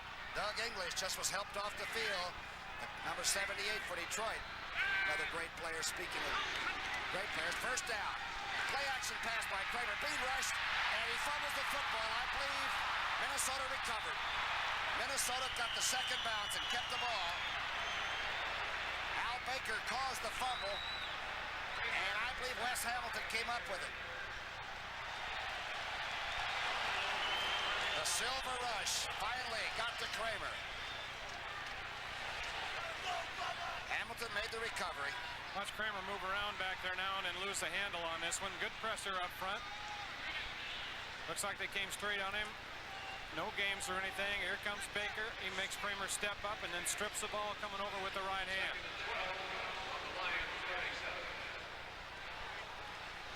So Minnesota retains possession, and they lead 17-7. Toyota presents a truck that gives you the feeling that you're one true chopper. The 1983 Toyota Standard Truck, $59.98. You shopped around, and it paid off. In a truck that seats 3, can be loaded to the gunnels, and isn't afraid to flex its muscle now and then. Now, How do you feel about that 59.98? Like somebody did it right.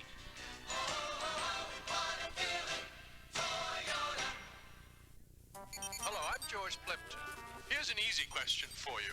Okay, Mr. Plimpton. Which of these home video games looks more like a real arcade game? Intellivision Lock and Chase from Mattel Electronics? Gee, if people had this game at home, my arcade could be in big trouble. Or Atari Pac-Man? Blinky, you look pale. If you picked Intellivision, you're absolutely correct.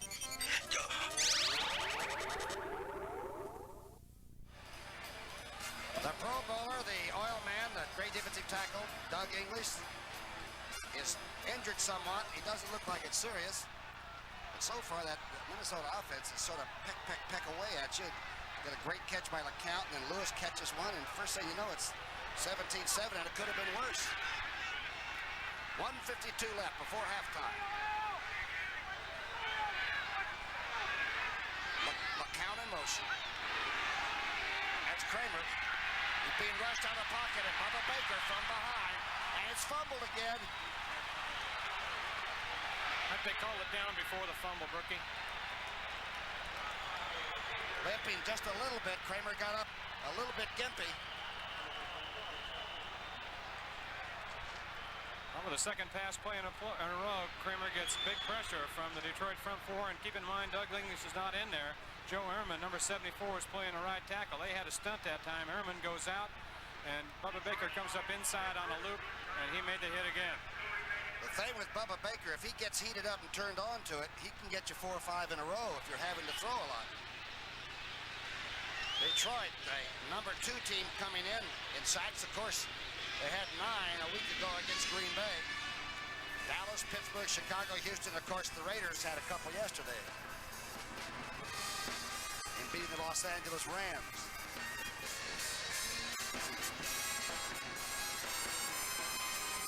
Sideline conference is Bud Grant and company get in there. They're talking to Jerry Burns upstairs.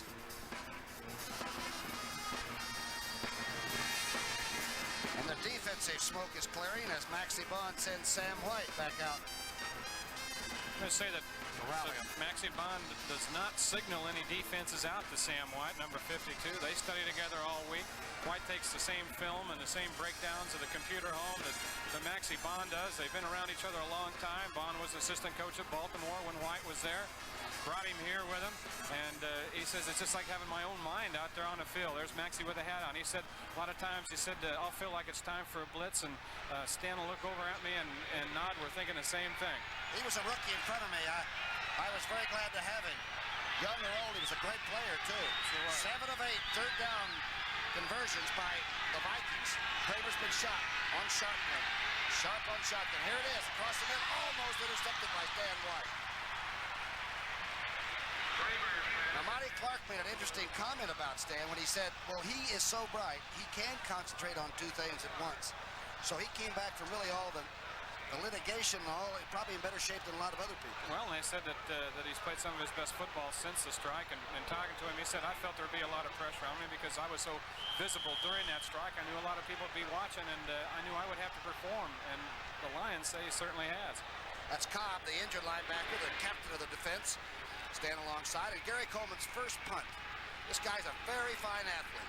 We've never seen him fake it and run with it, but he can play. He's a good athlete. One of the real good punters, too. He'll hang it.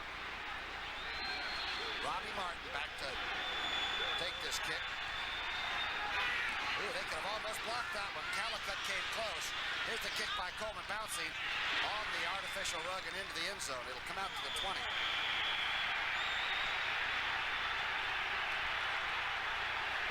We'll be back. 1:29 left before halftime.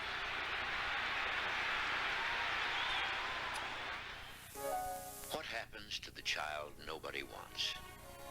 As they grow older, their chances for adoption grow slimmer. He's Joe Sensor of the Minnesota Vikings. He knows how these children feel. As a child, he lost one of his parents and was in an orphanage for 6 years. I can feel what some of these kids are feeling.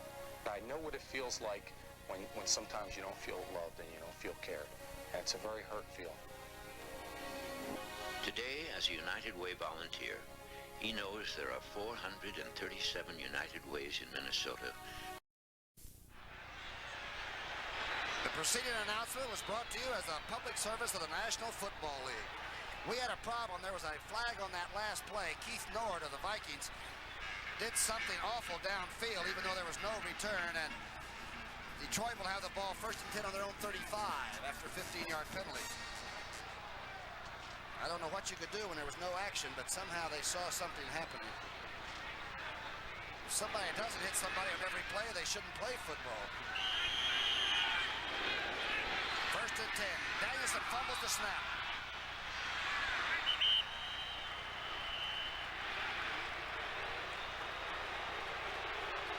Holloway was close. The shirt's torn off the right flipper of Danielson, but he did recover his own fumble. 2nd down, 12. Danielson being chased, dumps it, and throws it short. Flags are down, intended for Dexter Bussey, incomplete.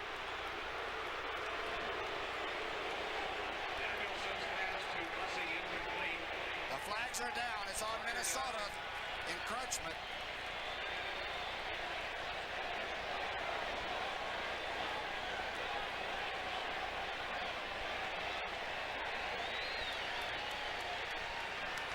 Defense, offside, number 75. Randy Holloway. Looked like Danielson might have used a little stutter cadence, huh? Well, he's been doing that. That's the 3rd time today that the Minnesota defense has jumped off sides. 2nd down, 7. The 8th penalty against Minnesota. They still lead. 17-7. Big pass rush. Doug Martin. Doug Martin. Boy, he's having a game. He is having a game. 9th player selected in 1980 by the Vikings in the draft. Overall, the 9th player selected. They drafted him especially to play that side over there at the point of attack, the big, strong defensive end side. Had an interception today. He just keeps coming. This is a bull rush. He gets in a seam, and Danielson doesn't have a chance to set up. He's working against a pretty fair hand over there, too. Keith Dorney, that big offensive right tackle.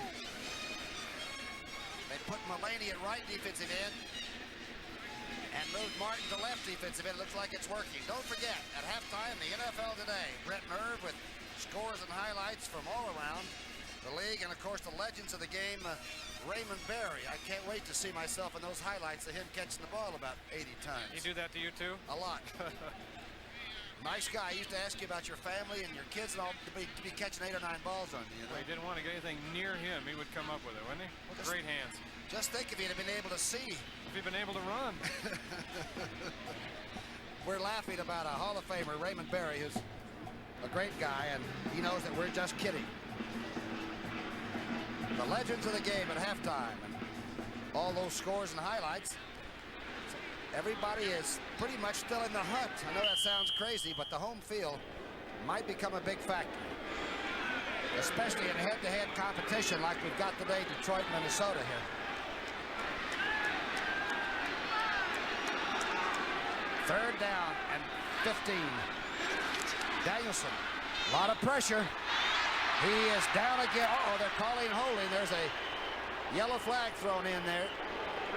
Duck White made the big move and got the quarterback.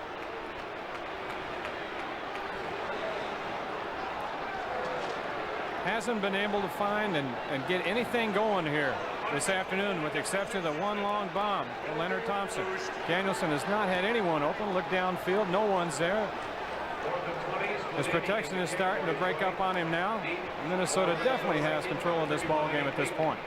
Don Greco, the young man from Illinois, from Western Illinois, the earth mover, was detected for holding. And Skladany is back to kick, and Eddie Payton back to receive.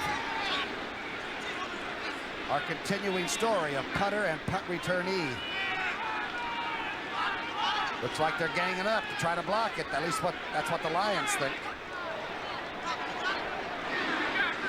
This looks like the French Foreign Legion. They've got 9 guys one side of the center over there. Grant loves to use the special teams. That's part of it. They're coming. They don't get it. Skladany stayed in there and hit it. A low kick. Peyton takes it to 35. And Walter's older, smaller brother is driven out on the far side at about the 42-yard line. Boy, Skladany saw a lot of people coming after him. Well, I'll tell you, they've always had great special teams, and for a while they didn't have a special teams coach, did they, up there? They just took turns doing it. Grant said that you know, he came down from Canada when he first started coaching, and he looked and nobody harassed the kickers, the place kickers, the punters. He said, anyway, he said, you got to just let them know you're around. He said, when I first came in the league, nobody was doing that. It's really paid off for them. Pressure's really eating him up over there, isn't it? 15 years as the head Viking. What a career. There's Kramer, quick drop. Now he's going to readjust. Hits LeCount. LeCount trying to get outside, gets a block by Lewis, but doesn't get to midfield. You can see the seconds there as they're ticking off. A 17-7 Minnesota lead. Latimer and Watkins in on the tackle. Little Lewis came back and got a pretty good peel block. Pretty tough 170-pounder. Second down, and call it 5. Kramer going outside. Oh, sensor drilled at the 49-yard line. Hector Gray making the tackle there. Minnesota has some tempo. Once they sort of get you going a little bit, they're in there and on top of you, and it's one little drop after the other by this man. Timeout for Minnesota. They have 1 remaining in the half. Quarterback. The Vikings have scored in the final 2 minutes of the first half. And he's pulled out a ton for him at the end also. Boy. Here he is over now. Coaches usually come down from the booth this late so that they're on the sidelines. Minnesota with a timeout. Lions also with one. This telecast is presented by authority of the National Football League and is intended for the private use of our audience. Any rebroadcast or other use of this telecast without the written consent of the Detroit Lions and the National Football League obviously is prohibited. Defensive man, Stan White. Played so many years with Baltimore. Has come up here and become that coach player that Maxey really was too for George Allen. The Lions historically and in their tendencies, you know, blitz a lot in these kind of situations, but they're really afraid to against Minnesota because Grant and his system and Tommy Kramer back there picking things up can really cut a blitz to pieces. Well, they have not blitzed much there this afternoon. And Kramer has the quick release. LeCount in motion. Kramer back, 2-step drop, hits Lewis with it. Lewis gets out to 38, 39. He looked like he's in a Little League uniform out there. But he plays big league, doesn't he? Number 87. They drafted him, and then they had to release him when he left 2 years ago. Bud Grant said, you know, I'll probably bring you back. And Lewis said, I thought he was just telling me that to make me feel better, but they did. They brought him back, and it's paid dividends for them. Half his numbers down on his trousers. That's when you know they're not too tall. Plays big. 1st and 10. That's LeCount. Quick drop. Good protection. Now he's being pressured. Kramer's going up for Lewis, and it's out of bounds. Big rush by Bubba Baker. Even helps the quarterback back up. Imagine who the other end was on his college team at Colorado State. It was Bell from Kansas City. He and Baker were on either side. Whoever the coach was out there should have been the defensive coach of the decade.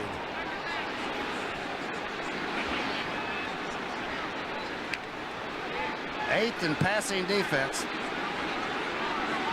Giving up a little over 200. Darn good job by there, I guess, but they really were expert against the rush. Number 1 in the NFC. There's Kramer going up again. Everybody's out of bounds. 2 defenders and 2 receivers. Kramer's pass.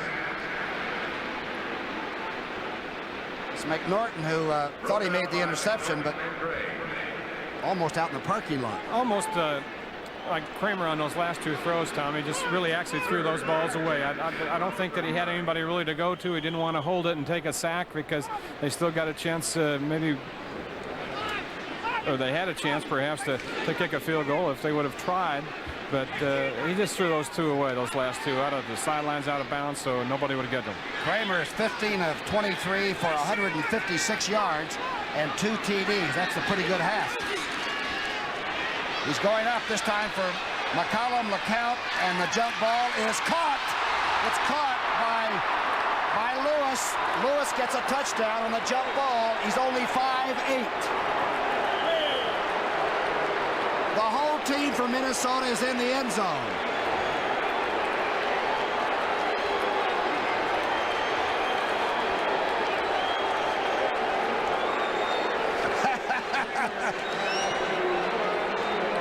No sweat, huh? No sweat. It's a play that every team in the league uses now. They get 3 wide receivers, line them up on one side, run them deep, throw the ball up in the air, hope to get a deflection or a tip ball. That's what they got, but the guy that came down with it was little Leo Lewis, 5'7", 5'8". Just a good coaching job, Bud thinks, right? Boy, does that turn that team on. What a blow before halftime. The last play of the half will be this extra point. The flags are up. Penalty marker on the kick. They're going to have to decide whether the penalty perhaps would be against Detroit. It would be on the ensuing kickoff for the second half. That's going to be it. What a way to end the first half. The defense had 12 men on the field. Refused. Kick is good. A few boos, but this was a bomb. Look at this right here, and it starts up front now. The offensive line's got to do a job because he's got to take some time to let those guys get downfield. He just airs it out high, lofts it down the end zone. There are your 3 wide receivers. When the ball's tipped by a couple Lions, it bounces around, and that's exactly what you want to have happen. Now, here are the 3 on ISO that we told you about. They call it a stacked deck, 3 aces, whatever they call it. All the teams use it now. They're downfield. They're looking for the ball. They'll just gather around it and hope something good comes out of this. Just like my old friend John Brody once said, if you throw enough slop on the wall, some of it will stick. The 3rd touchdown of the first half. And here is number 9, Kramer's reaction. 21-7.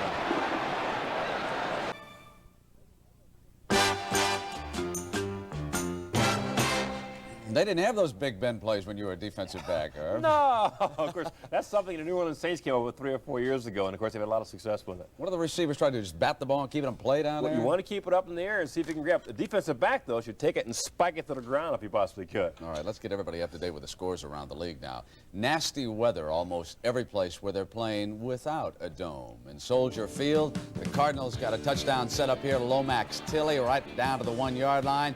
Bears say let's pinch because we know that Wayne Morris is coming on the first 2 downs. They swing him to the outside. All he has to do is run to the flag, and he's got the touchdown at 7-0 after the extra point. They're underway now in the 3rd quarter of that game. Oh, Irv is smiling about this next score. Oh, he loves this one, 21-0. What's going on with those Eagles? What have they been all year? Long time coming. Great defense, great offense. Everything is falling together. Plus the fact Houston looks a little flat. How about this guy Mike Quick? Well, Mike Quick, #1 draft choice for the Eagles. Dick Vermeil's very high on him, a big play receiver, and he's having a good day today. All right, and of course the game you are watching, and we hope you are enjoying. You're probably not enjoying too much if you're a diehard Lion fan. Right now the Vikes are all over the Lions, 24/7. The best news out of that game, of course, is the fact that neither Ahmad Rashad nor James Hunter are seriously injured. The Hunter injury appeared to be the worst. He was taken off the field on a stretcher, but late report is now that he's standing back on the sidelines with a towel around the neck, and that is good news. Rashad, he broke a small bone in his back, and not as serious as it sounds, although certainly he will not play for the rest of the day, and you would think it would be very questionable for next week for Minnesota.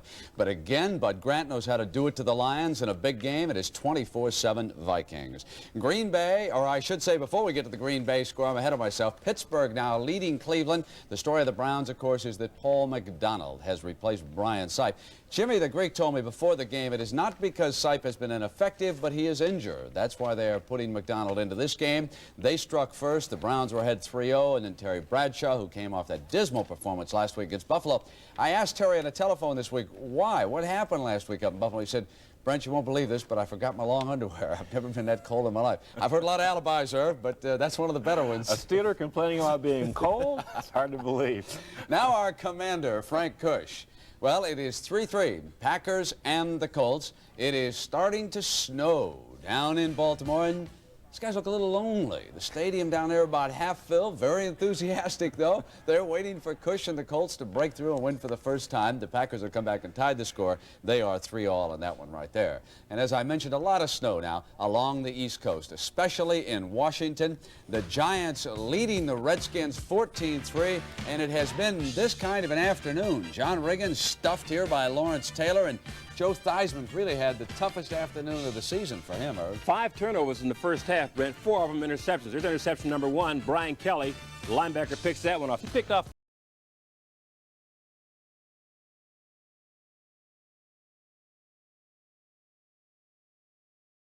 It was a touchdown for the Giants, 29-yarder. Joe Theismann likes to put the ball in the air, and his favorite receiver is number 81, Art Monk out of Syracuse. A big target, makes the catch, but bang, he's hit there, coughs the ball up. Terry Jackson forced a fumble, and the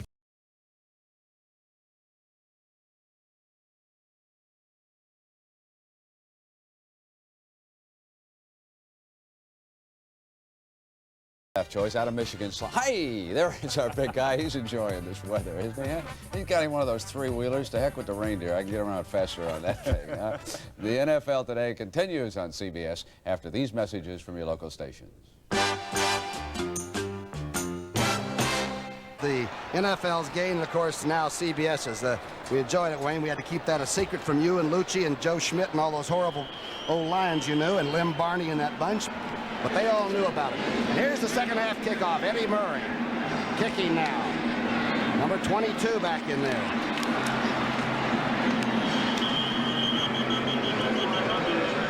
I believe Jarvis Redwine, the Nebraska Cornhusker, brought it out. A 29-yard return. Halftime stats. Is that something? Total yards, 267 to 95.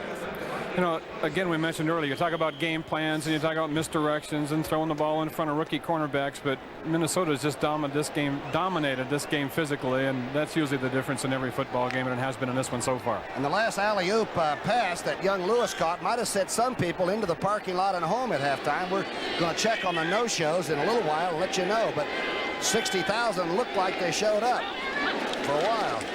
In motion was Sensor. This is out to Brown in the flat. Vikings get it going out to the 30-yard line. You know, Joe Schmidt was in here just a few minutes ago, Tommy, and we talked to him during halftime, and he was the next coach here. And somebody asked him, well, what do you tell a team when they're in at halftime and they trail like this at halftime? He said the best thing to tell them is how hard it is to make a living on the outside. There was a shot of Jimmy Hunter down the sidelines. He had a towel around his neck. He was standing by Kayat. Yeah, there he is. So Jimmy is all right. Might have just been temporarily hit in that neck area. The flags are down now, and they're going to mark it off. But we wanted you to know that Jimmy Hunter is not only alive and well, but he's going to be all right. And that's perhaps the most important thing about this game. Tom Brookshier with Wayne Walker. Illegal motion on the offense. Looked like Sensor might have turned upfield a little early. Bob Frederick, the officials, they've kept control of it. And I thought Detroit was really fired up and ready to play, which I think they were. Just a couple of the things that they couldn't get their offense unloaded in the first half, and the Vikings had just taken up that vacuum and filled it. 1st and 15. LeCount in motion. Straight drive. Ooh, going wherever he wants to go. Doesn't get much. Gets about 3 of it back. Alvin Hall making the stop. Quarterback comparison. According to this graphic, it's not much of a comparison today. 16 of 24, 195, 3 touchdowns. And of course, Gary with the first 70-yard touchdown bomb, and not much after that. And look at the interceptions. That's been a big difference also. Lewis and Sam McCullum out to the right in the slot.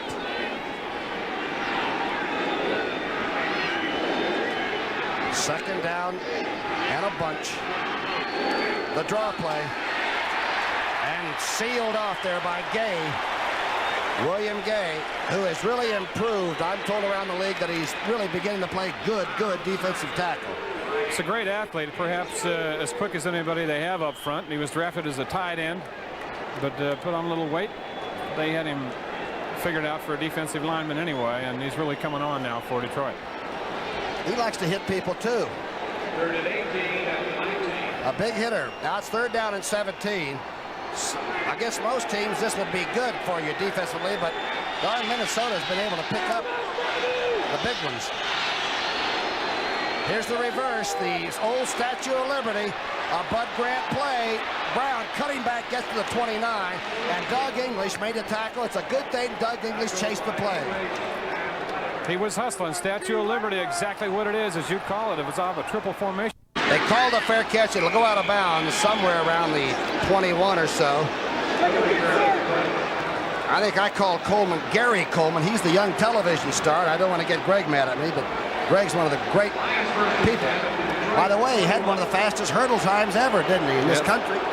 He gets a big battle going with Skladany. He likes to outpunt him. He's doing a good job this afternoon. Bruce Brothers kids. 24-7 in the third, 12:38 left in this third period.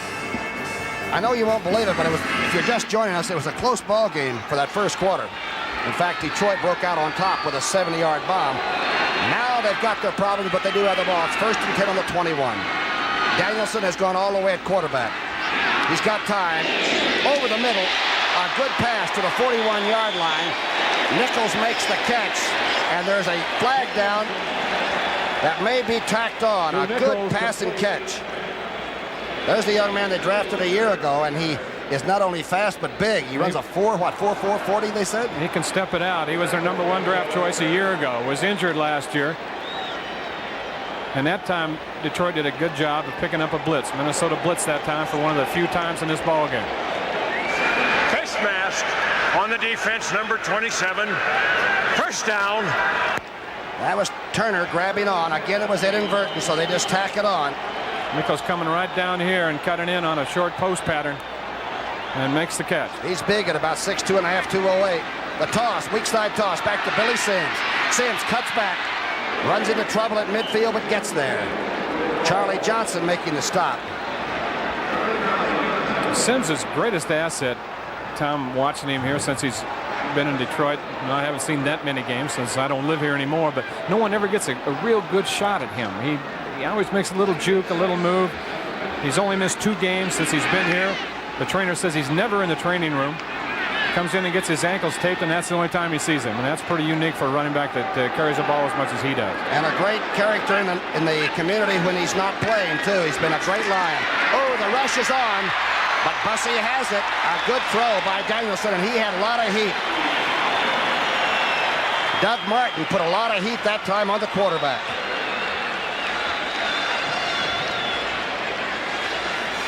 Now that was a big rush by Doug Martin, number 79. Watch, it's going to be a stunt. You'll see he is outside. He'll come down inside on a line charge, break free, kind of clear off. Good concentration by Danielson because he had him right in his lap when he released. Good play. A first down play going across the middle. Number 87 has it, Freddie Scott. Scott gets to the 5-yard line. Freddie Scott, the intelligent one. A good quick post pattern. And now there's suddenly cheers here in the Silver Dome. Well, I know that Danielson feels that Fred Scott is probably his most dependable receiver. And he likes to go to him as much as anyone. A good catch over the middle. Keep in mind, here's a guy catching the ball over the middle, and he caught a pass last week and was knocked colder than a mackerel by the Green Bay Packers. He's got a ton of courage, number 87. Those guys from Amherst, you know they're tough. You have to be to get in and out of Amherst. A brilliant guy and a great player. What a reception, a 30-yarder. Danielson has the Lions moving. A toss back to Billy Sims. To the 4.5, 5-yard line, back to the 6. Good-looking tackle by Holloway. And McNeil also in there. The Viking linebackers are big, strapping guys, though. Blair and McNeil and Studwell. Blair is, what, 6'5". The rest of them are 6'2", 6'3". Really a good crew. McNeil and Blair drafted the same year. McNeil was a number 1. Blair was a number 2. They've never regretted that draft. Well, when you hold Billy Sims like they have on several occasions, you got to play good defense. Here's a big play for everybody. 2nd down and goal. Danielson, quick, he's going to sprint right now. He's cut off. Danielson being chased. Dropped back at the 11-yard line. As Scott Studwell wrapped him up.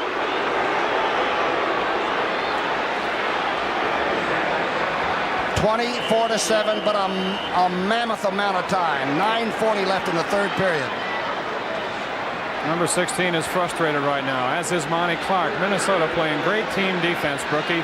Even though they've got some line stunts going on up front, they're all staying in their lane, and when Danielson pulls it down to look to run somewhere, there still is no place to go, and they're doing a good job covering in the secondary. 4 sacks by that Viking defense, Wayne, you're talking about so far. Freddie Scott is in. Danielson, now he's going to Scott in the left flat. He makes a diving catch at the original line of scrimmage, about the 6. Now what do? Go for a 3, or do you have to stay in there and get 7? I think at this point, they just got to get some kind of points on the board. They're going to bring in Murray. The crowd won't like it, but it's the percentage thing to do. He's a good kicker. That would be the percentage I would go with. But that's a lot of points they've got to make up. Be a good time for a fake, and also Minnesota is very successful blocking these things. Extra points and field goals. Murray, they get Blair and Sensor up behind the line. I don't know if they're going to do that now. Yes, they are. They're both back there. They'll surge, and then Blair and Sensor will leap up to try to get this thing. A 26-yard attempt by Murray. Boy, it looks solid. One of the few side saddle kickers that gets that ball to come straight up and open up through there. A good one. 3 points by number 3. It's 24-10 in the third period.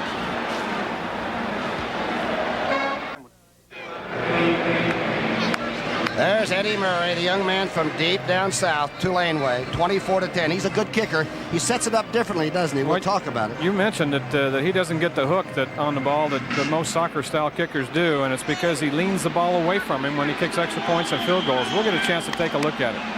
Eddie Payton and Jarvis Redwine waiting for the Vikings. The Lions have struck for the field goal. This is Redwine. He fumbles the ball at the 5. Redwine back to the 4, the 3, and dropped on the 4-yard line.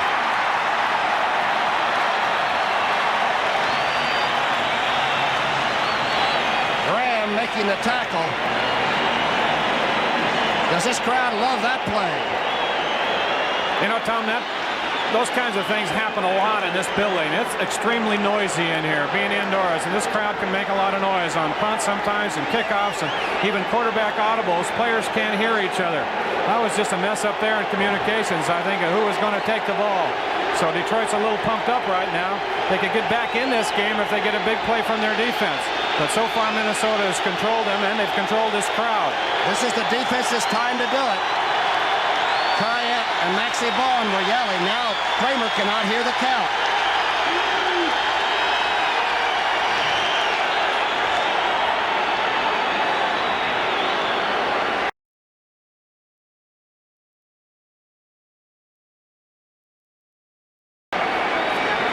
No sooner said than done. We start talking about the noise factor in here, and then they start pumping it up.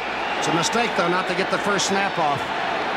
If you do that 2 or 3 times, you end up having to kick from deep in the end zone. Well, you'll see the Detroit defensive players. They want to start. They want to get it on. They're waving right now. Hold it down. Let us play. I think the crowd has a right to do whatever they want to do. They paid for it. Let them yell.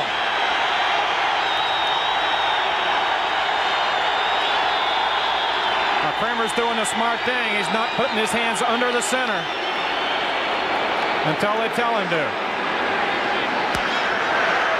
The 30-second clock will be reset a full 30 seconds.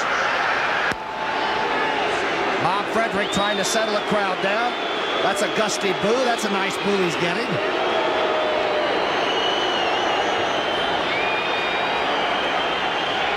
But you cannot penalize the home crowd.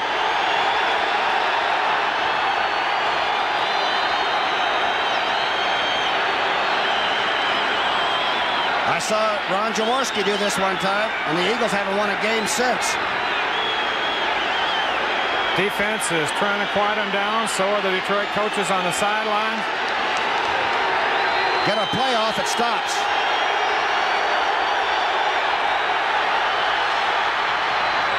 That'll stop it.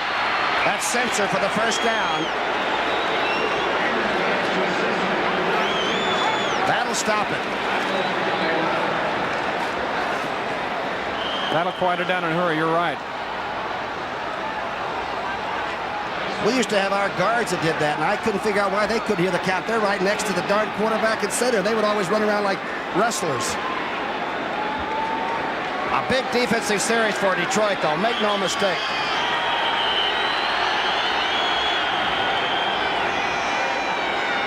On defense, Wayne, you're thinking turnover now. Something to squeeze with, right, here in this third period?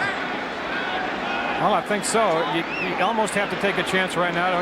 Brookie, if you're Detroit and you're trailing like this, they haven't blitzed much today, but perhaps they got to fire something up in there and see if they can create a turnover or an error situation for the Vikings. It gets to this point where it turns into a gamble, a crapshoot, and you just try to outguess them. Kramer right now has been rolling hot, 17 of 25, 211, and 3 touchdowns. So you can't let him stand there.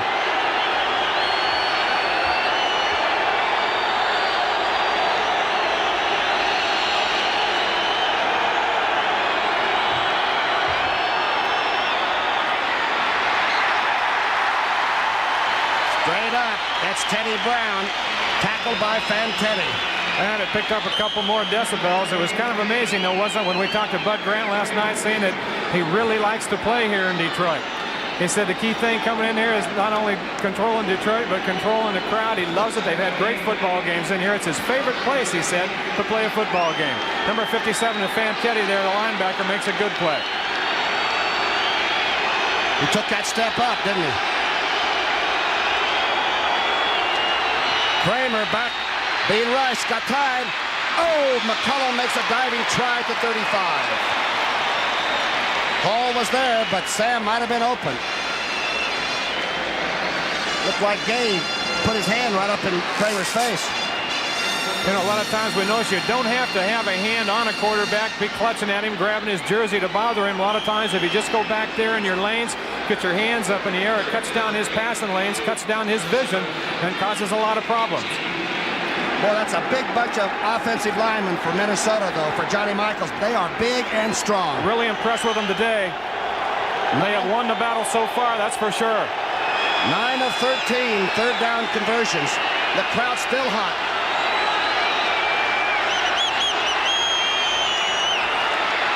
Kramer being chased and tackled back to the 12-yard line.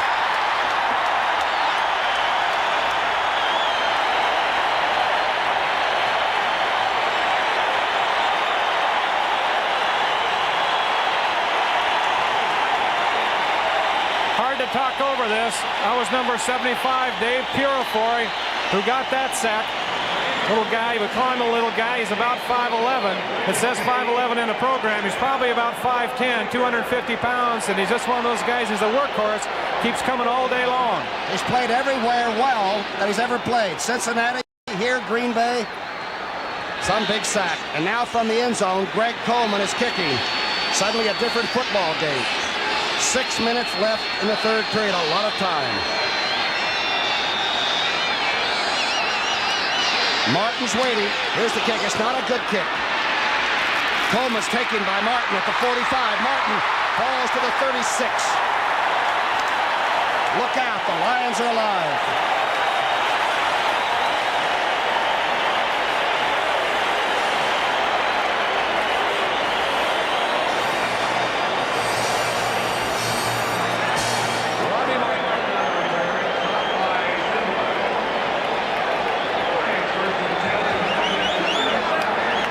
Martin took it on the dead run, a low kick by Coleman, and suddenly the whole Lion bench is involved in the game.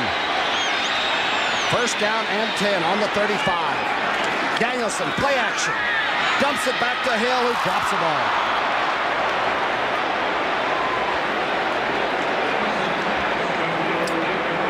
Got to put him on a Cambridge diet or something. I think the hands have gone at the same time. He would have eaten that thing up before the strike problem. A couple years ago, he has gone back a little bit, they said. That was just play action that time. He faked a block up at the line, held for about a count or two, tried to slip in underneath the linebackers, and had it for about a 7 or 8 yard gain, but as you saw, he couldn't hang on to it. And he was open, and he's a great talent. Danielson on second down and 10. See if he's got time. The blitz is on. Danielson's going for the load, hitting for Scott. Nobody there, threw it away, as Willie Teal was the closest to the ball. The Vikings took a chance that time, and they blitzed. It worked out for them. Danielson didn't have time to go the hot receiver. Anytime they blitz, you're single coverage, and you want to go to that inside post pattern. The receiver has to read it. The quarterback has to read it, but Danielson had to throw it before he wanted to. Gary Danielson talking a little bit to Freddie Scott that perhaps they had misunderstood one another. There's the walk-off. Bob Frederick will tell us. Was it an offsides? I don't know where they threw that flag. I never even saw the flag. I didn't either. Defensive lineman off now about 4 times for Minnesota, and I know they're coached to watch the ball and leave on the snap.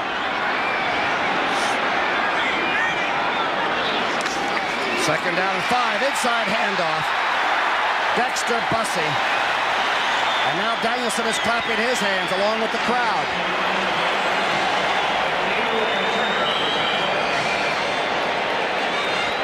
First down, Detroit.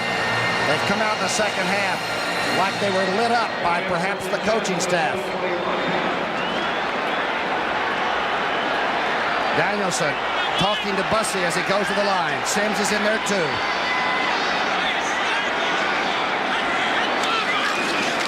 The quick drop. Danielson crossing and knocked away. Knocked away by Johnny Swain, number 29. Good defensive play. Tried to get him to buy it on the play action and did not. That was a good play by the cornerback Swain. Second-year player out of Miami, Florida. John Turner used to start over there. They moved Turner to safety to make room for Swain. Here's the play action.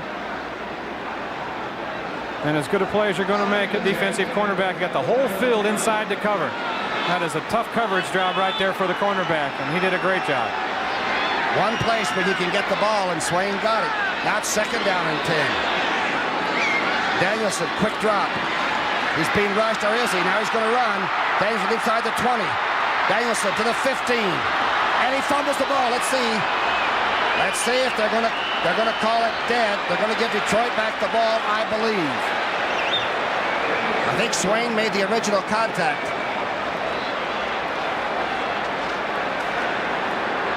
Third down play coming up, Tommy, and when you really think about it, 3 points isn't going to do the Lions a whole lot of good this time. The ground can't cause the fumble. I know it's become a television cliche, but we thought we would explain why you saw it and why the Vikings didn't get it. Third down and 4. Quick drop. Danielson. Underthrowing. Nichols down in the corner. Like Nichols might have gotten tangled up with the defense man who was Willie Teal. Also, and Gary threw that ball off his heels, kind of backing up, didn't have on him what he wanted to, and I didn't think the rush was that close to him that time. I think perhaps it has been so tough on him all day that he's just getting a little gun shy right now. I noticed Murray is not coming on the field. He turned and went back to the bench like, okay, if you want me, I'm here. If you want 3 more. Well, it's what we said just a moment ago. 3 doesn't do him much good this stage of the game and on this drive now. Well, we saw the Redskins win the game with 4 of them.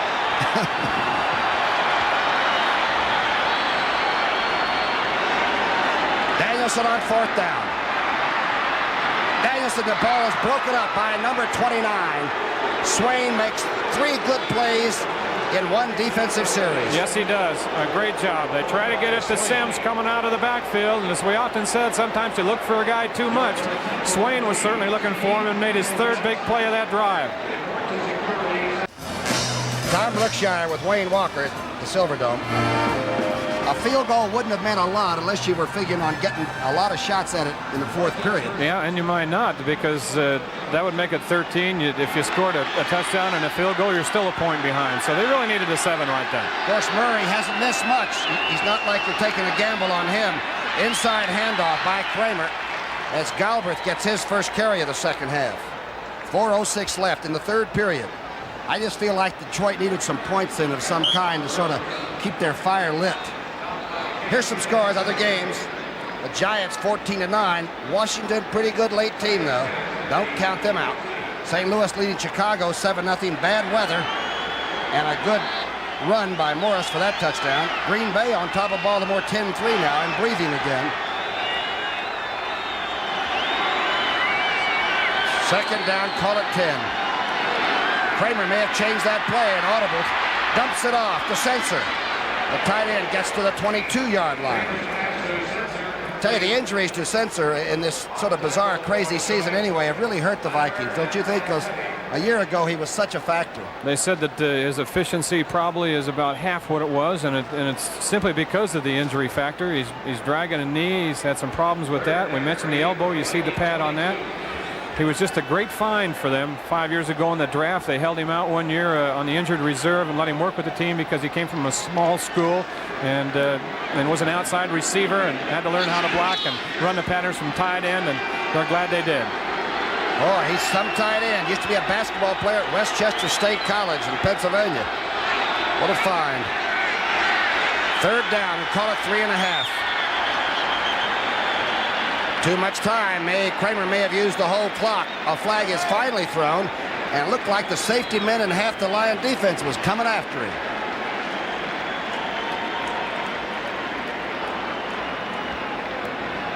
Might have been changing the play again.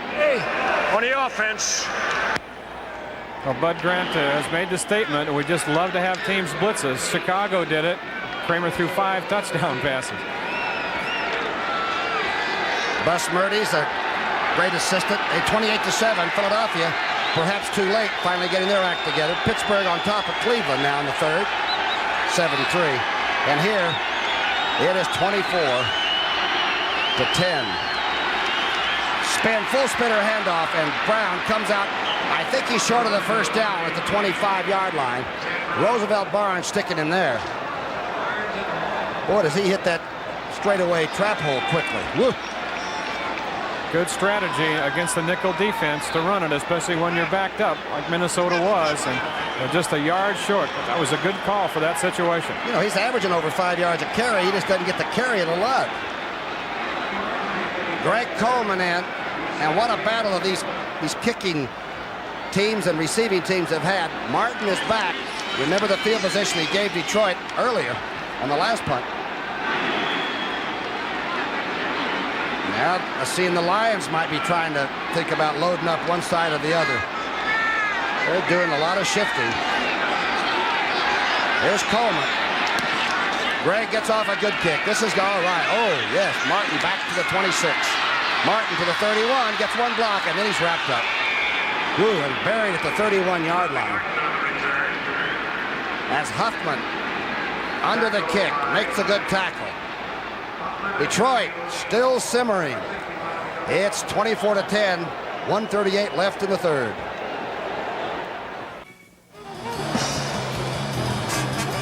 Back at the Silverdome with a 1:38 left in the third. You talk about a big statistic. Sims has had 10 carries and managed 17 yards. Vikings are playing that line of scrimmage, as you said, Wayne, very, very tough. Danielson getting his numbers picked up a little bit, but he's had 2 big interceptions. Now he's got time. Throws for Hill, or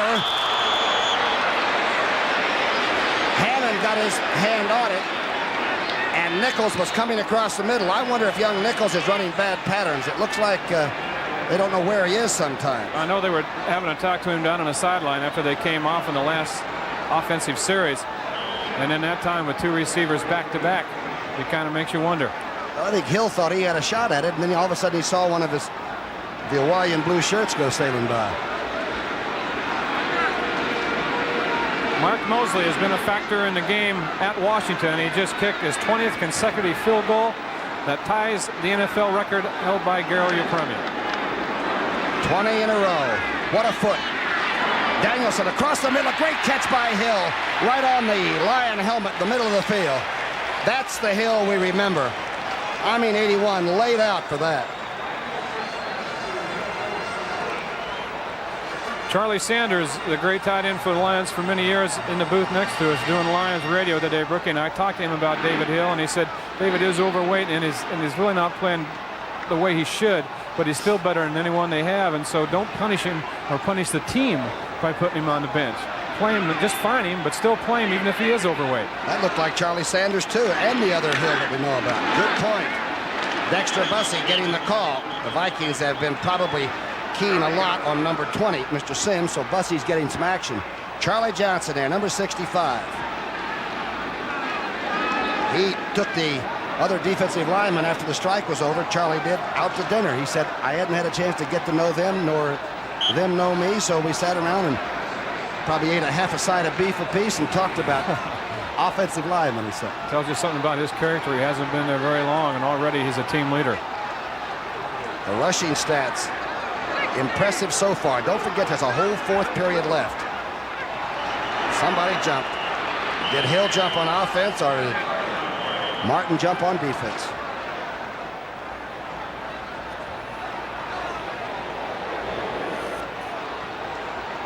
The officials have been tireless in their pursuit of good football.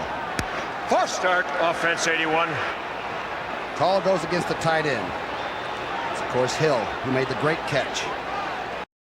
And Jimmy Hill, his brother, is the telecaster out in Los Angeles, and he used to play secondary in this league. All right. You know what Detroit hasn't done so far that I know they like to do under Monty Clark, rookie, is they haven't run a reverse and they haven't run any screens today. Pretty good time right here for either one of those. Okay, we'll look for it. Oh, here comes the crazy secondary change by the Vikings. They may have too many men on the field. They're trying to get it. Now Blair settles him down. Here's the handoff. Oh, Billy Sims rips right off that right tackle spot. Blair had to make the tackle, and number 20 looked like he was heading for third gear in overdrive. Boy, does he accelerate. I'll tell you, Matt Blair calls the defensive signals right out there. He was changing people around and make sure everybody was okay, and still managed to make this play. Watch him take on the lead block here by Dexter Bussey, number 24. Now, it looks like Bussey's in good shape, but Blair at 6'5" plays him off, reaches out, and makes the stop on Sims. It's good play for an inside linebacker. And good thing he was there. He was gonzo. Sims a stop. That's the end of the third quarter. It's 24-10. Don't go away.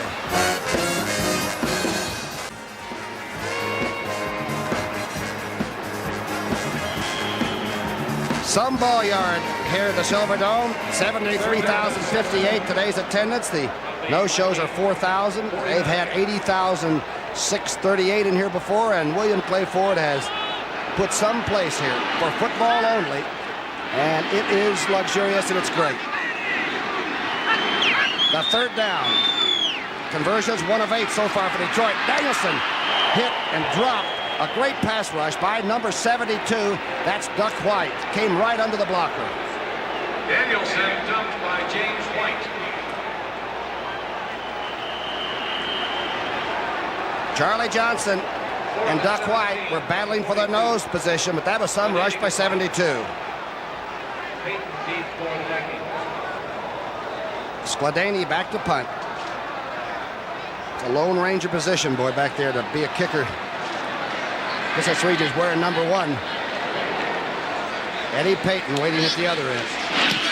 Skladany hits a big one. Oh, this is a big punt. Fair catch by Payton at the 17-yard line. Payton had a fair catch. Thompson was down there again, just looking. Fair catch signal. Skladany wins this one. 14:25 left in the final quarter. The first bomb was really exploded by Detroit when Danielson hit Leonard Thompson with a 70-yard touchdown pass, one of the nicest plays we've seen in a couple of seasons. They had a quarterback controversy here. 2 quarterbacks, Gary Danielson, Gary Kimball. I know the fans right now are wondering if it's still happening. But Monty Clark told us, no, there's no quarterback controversy. Danielson's the guy. And the guy we're looking at here is Tommy Kramer. A healthy Tommy Kramer. He can pick a defense apart piece by piece inside over the 20-yard line. Galbraith, Tony Galbraith. English. Barnes and Gay also on the tackle. Detroit came in with their defense, I'm sure, anticipating 50 or 60 passes. And the Vikings have run fairly decently. Vikings came in with over an 80-yard rushing average per game. Sometimes you're not looking for it. Those kind of teams can hurt you. And the coach, Grant, said that you're foolish if you don't take advantage of what the rules give you. It's a passing game now. Second down, and call it 6. Quick drop, big rush. Kramer's down. Back at the 14-yard line. as Gay and Purifori both poured in on him. Purifori and Baker, I think. Purifori came from the left side. It made Kramer step up, and then I think it was Al Bubba Baker who made the big hit on him. Let's watch. Purifori will be coming from the right of the screen right here. Taking an outside rush. He'll flush Kramer up in the pocket. Gay was back there also with the hit. Exactly right. You were, Brookie. Way to call him, kid. Detroit, 4 sacks. Minnesota, 5. That's been a stat they didn't even used to keep when we first started playing. From the shotgun, Kramer on 3rd down and 13. Sam McCullum in the right flat. Short of the first down. There's a flag down in the pocket as English and Bubba Baker are both pointing at the offensive guards and tackles.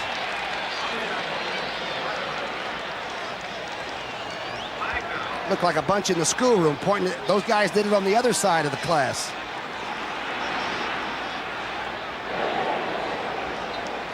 Well, they get it sorted out here right now.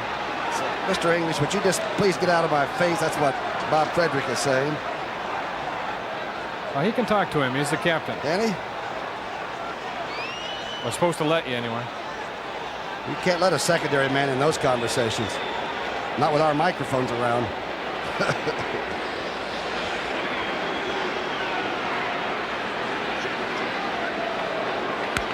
Offensive holding 76, and it will be refused, and it'll be a 4th down.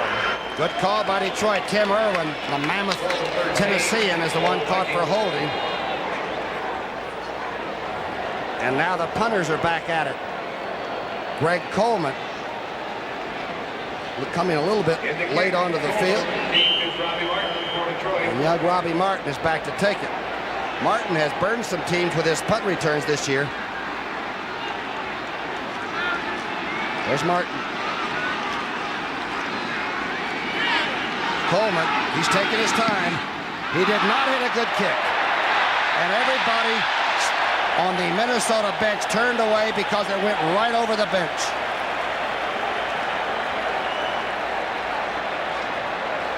It's tough being a punter.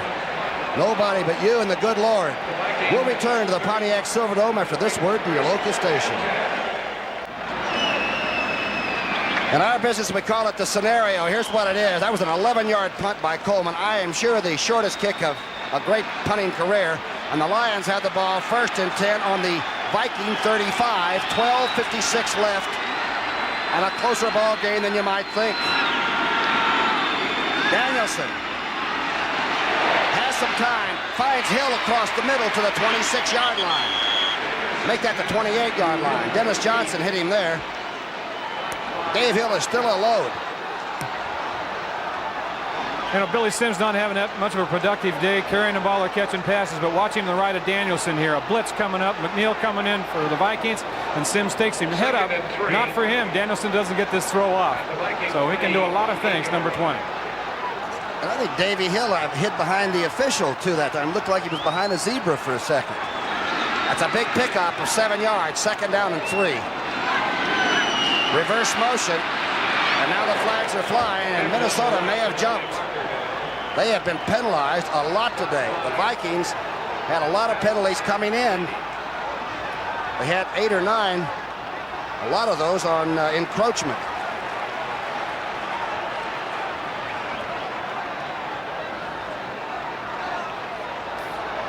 "13 penalties for the Vikings.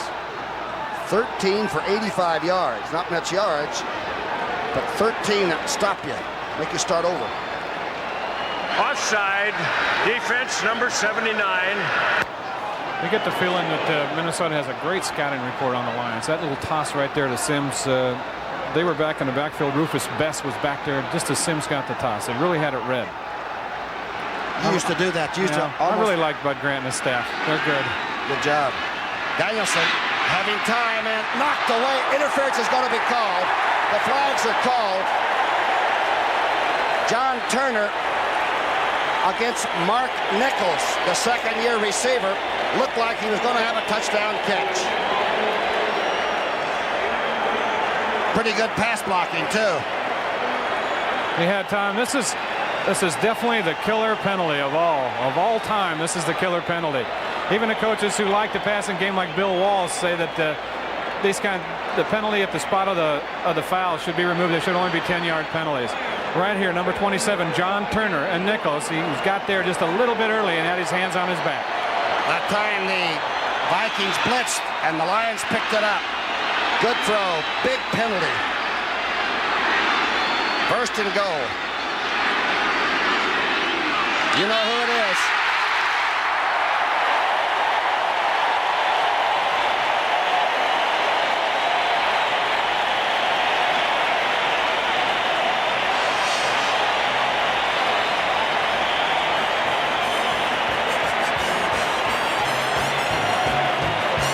That's the record rusher right there, 29, his third of 1982. Billy Sims. And he did it in a short time. Right out of Norman, Oklahoma. And the first time they had the ball, everybody said, oh my gosh. Guess what the Lions have? Eddie Murray now. The holder, of course, is Eric Hipple. It's good. Yeah, I know what you're thinking. You're thinking a possibility of overtime. Nothing fancy here, and they've seen it a ton of times here at the Silverdome, as you saw by the visual. Sims with the record now up and over. And the Lions are back in it by a score of 24-17. 35 yards, 2 plays, 57 seconds. 24-17. Petrosati. There's Sims, the touchdown rushing record holder. Nick Petrosati was the former Lion. Scored a few of them over me. I should know that. 2 plays, 35, as we mentioned, yards, with the big play being the interference call against Nichols. The kickoff. Jarvis Redwine. Jarvis Redwine breaks out in the open at the 35. One linebacker has a chance, number 51. Redwine is collared at the 15-yard line. What a run back. McNorton finally forced him out of bounds, and Harrell had the long angle that may have cut him back.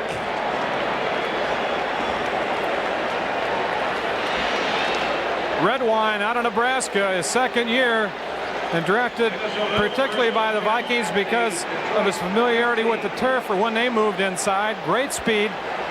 He was a walk-on in Nebraska. Went out for their practice. They saw the way he could run, and he showed it right here. He gets you about a 4.4, 4.5 40, and on this turf it might be faster than that. A 76-yard return. His longest before was 24 yards. Now there's some tension showing on the Viking sideline because they need some points. Brown hit hard and dropped at the 15. Fantetti making another tackle. Bud Grant getting the big play when you least expect it from a kickoff return. And Jarvis Redwine supplying it. The crowd is still buzzing though. 11-17 left in this fourth and final period. And we're talking playoff for one of these teams, maybe both. They came in 3-3.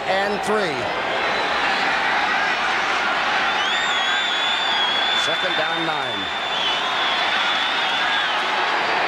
Quick drop. Kramer quickly. Sensor at the 6-yard line. I don't believe he has the first down. Hector Gray was there.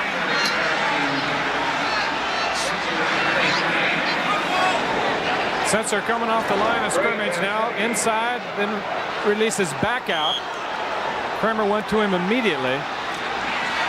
And he's just a little bit shy of that first down. And Kramer really hummed it. He came over the top of that one. Put a hole in most people.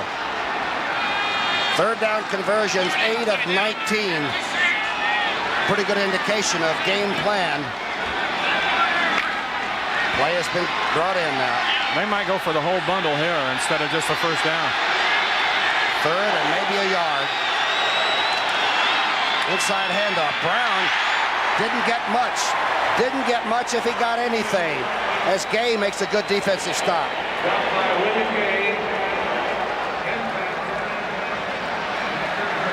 Gay and English stuffing things up in the middle. And a Minnesota field goal team comes on. He lost 1.5 yards. And Ted Brown, as we told you earlier, pops in there pretty quickly. Here's Danmeyer. Anything now to sort of stop the Lions' surge, I'm sure, is the Viking feeling. Danmeyer, a straight-ahead kicker. Dills is holding. It's a 25-yard field goal attempt. A lot of booing, but for naught. Straight as a string. 9:31 left in this fourth period. It's 27-17. The Lions are still 10 back.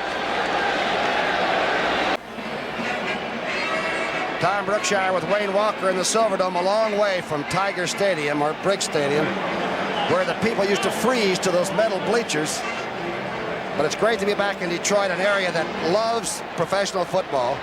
Long the bastion of people that worked hard all week so they could come and watch the Lions play on Sunday.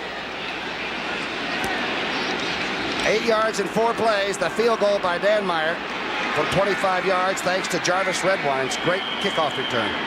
Gotta be careful. He'll kick it probably away from Alvin Hall and to Robbie Martin. He's kicking it right at Martin. It's a little short. Martin's going to get his at the 10. Martin gets out over the 27-yard line, and some elbows fly. A 17-yard return. And the Lions got to set up shop in a hurry. Don't forget, tonight on CBS, 60 Minutes, Archie Bunker's Place, Gloria, the Jeffersons, One Day at a Time, and Trapper John M.D. That's one of your favorites. Wouldn't miss it. You told me yesterday I was. I have an aversion to medical people of any kind.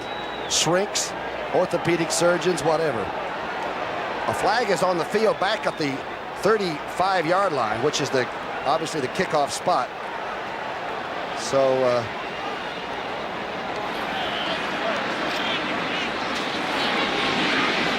might be a little offsides coming down under the kick. The Lions feel like they can do a lot better with a return than a 17-yarder. They'd like to get something like Jarvis Redwine submitted for the Vikings.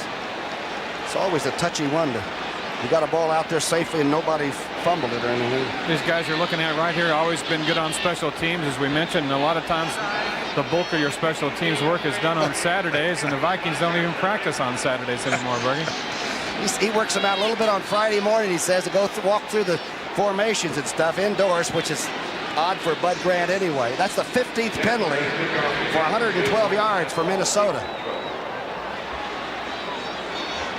Ties a record set against Buffalo. Boy, I'll tell you, the assistant coaches, they'll use that as their whole theme for beating on guys with whips and guns and everything. There are your run back people that are getting ready. Martin and Alvin Hall. Hall to the right, Martin to the left. Each is dangerous. Danmeyer getting a little shorter with those kickoffs. Remember, he's kicking from the 30 now, so they may... Oh, Alvin Hall changes positions with Robbie Martin. Let's see if Danmeyer notices. It's not tilted just quite right. Now he's going to move it over. It wasn't placed just quite right. Now remember that kickoff return, if you start taking it at about the 15 on the dead run, you can get good field position. There it goes. Now Martin's to the left and Hall's to the right.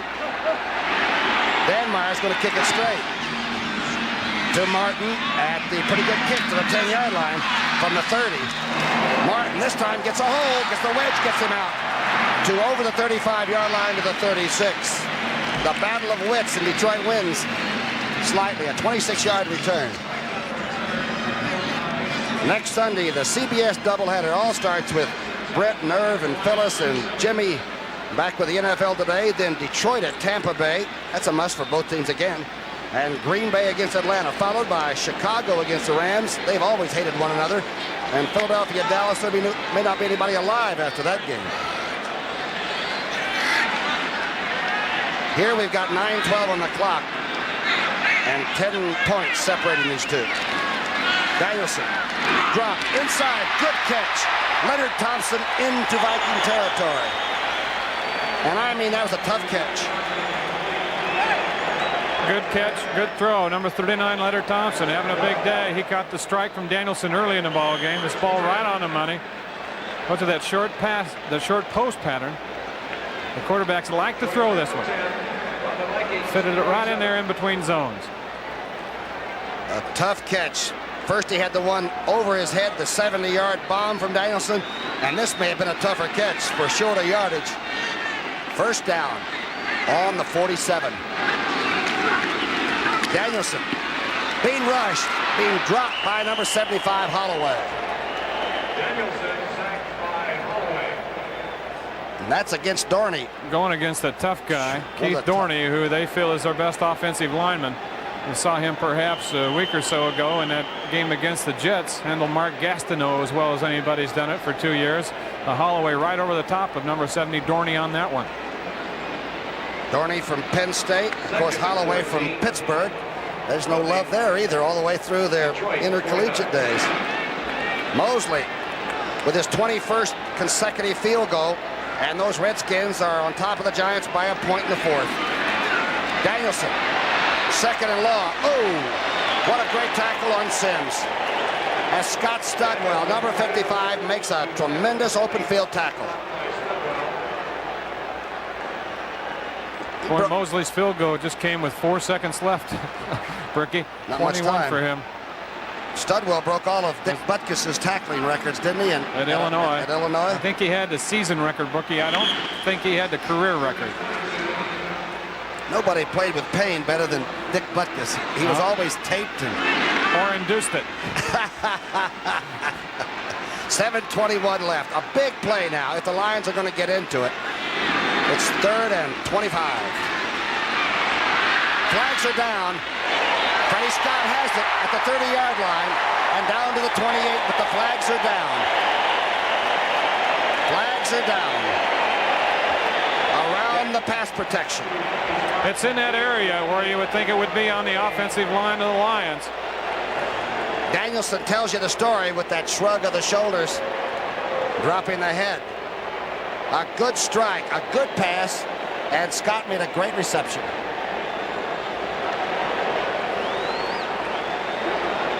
Bob Frederick. Offensive holding, number 61, 3rd down. Elias. 3rd and 32 from the Detroit 30. There it is again. Who'd they call it on, Brookie? I didn't hear Elias, that. Elias, the right guard right there. Oh, he tackled somebody behind. Pulled down Mulaney, number 77, pulled him down from behind. Detroit is 1 of 9 on 3rd down conversions. This is 3rd and so much we can't count that high. Scott battling for the ball, incomplete at the 45. It's Terry Hannon, who's really played well today, went up and batted it away. Might not have been a bad time to come with that good screen to Sims or somebody, huh? The Redskins roll toward those playoffs. A lot of formations, and they've got the field goal kicker. 15-14 over the Giants. Skladany's punt. This is a tremendous punt. The Buckeyes sends Coleman back to the 24. I mean Peyton, pardon me. Peyton gets out to the 35. Horace King makes a tackle. And now with 6:47 left, the Lions have got to play Big D and get a turnover. It's 27-17. Less than 7 minutes remaining, 27-17. The first bomb was thrown by Detroit, a 70-yard touchdown. The second quarter was all Minnesota. Third period was sort of Detroit's with 10 points, and now the fourth quarter may settle down to whether the Vikings can have any kind of rushing ball control and eat up the clock. They're going to try. Galbraith sliding outside, picks up about 3.5. And the Lions are trying to steal the ball. Fantetti that time in their jerkin. Galbraith a toughie to take it from, though. Big, strong guy. Used to be with New Orleans. When they got him and he came here, he was a little bit like David Hill. He was a touch overweight, but in the offseason, he got himself in shape and ready to play Minnesota-style football now. The Lions, of course, will not. Art Kramer, he does continue to baffle you, doesn't he? Oh, he does. He is quick. I mentioned last year that the mobility was cut down somewhat with the knee injury. He wore a brace all season. Play action right there. Gets everybody up front to bite. There's no containment at all. They're getting some blocks. And Kramer turned it upfield and made good yardage before Watkins, the rookie, came up and made the stop. 5:33 on the clock. It's ticking off. Johnny Michaels told me last night this is one of the things when you don't run the ball a lot that you have trouble doing, but so far they look like they're coming out of their blocks pretty decently. Look at those third down conversions. And this is for inches. Easily a first down off the left side. Tony Galbraith behind Riley and Huff. Remember, the offensive line, the more effective they are blocking for the rushing game, the longer they have to play. And for some reason, that's what they like the most when they're out there for long drives and they're just slugging away at those guys. They like to get it going for those 4 and 5 yards. Sometimes pop it for 6 and 7. The guards love to pull and go out and hit the 180-pound cornerbacks and go up and down the field that way. And defensive players are entirely different. They want to get 3 plays, steal the ball, and get out there and sit down. 1st and 10. 4:37 on the clock. Crossbuck handoff. Young gets into Detroit territory by about a yard.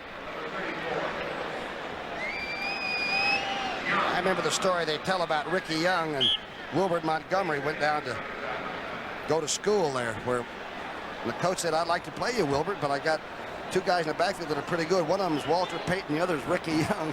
So Wilbert Montgomery said, "I'm going to sit on the bench for 2 years. I better go somewhere else to play." I liked what Ricky Young said last week about Bud Grant's halftime talk. He said, "He got my attention and I hadn't even been in the game yet." Yes, they said Bud was a little bit irate. Yeah. Huh? 2nd down and 5. 3:51 on the clock. Straight ahead. Galbraith diving to the 42-yard line. Short of the first, but a lot of yardage coming out of there. Now the flags are down. There may have been holding here. There is offensive holding. The Silver Rush has been handled pretty well by that offensive line. Bob Frederick and company are going to do their magic.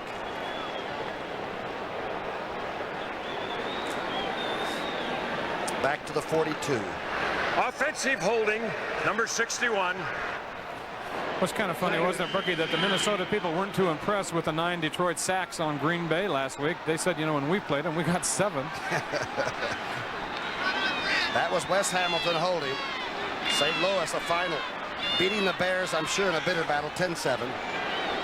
Philadelphia handling Earl Campbell. Of course, they're not giving the ball to Brother Earl very much. Can't understand that.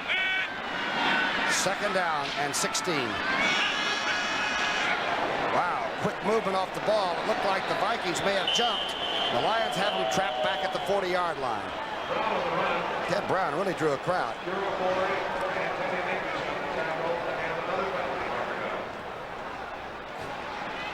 Illegal procedure, Vikings. 3:37 on the clock. Detroit has got to get the ball back. They got to think touchdown, field goal, overtime, and they win it in overtime. Remember, 4 wins get you pretty close to a playoff. 3 wins just keep you hanging for next week all the time. The rest of Detroit's schedule. Illegal motion, number 78 on the offense, refused. And Tampa Bay. Monty Clark said if they would have played the entire 16-game schedule, Brookie, and they would have come down to this game, they'd still have to do the same thing they would have had to done with 16 games. Beat Minnesota, Green Bay, and Tampa. The same old division rivalries, huh? I guess that's the way football should be. It's a year of opportunity if you can do it. Go all the way to that Super Bowl. They're like $68,000 in prize money. 3rd down call. Here's the toss. Back to Brown. Brown's cut off. Now he's going to go back to where he potentially went for. Loses a shoe. And now the Lions burn one of their timeouts. Fantetti making the tackle there.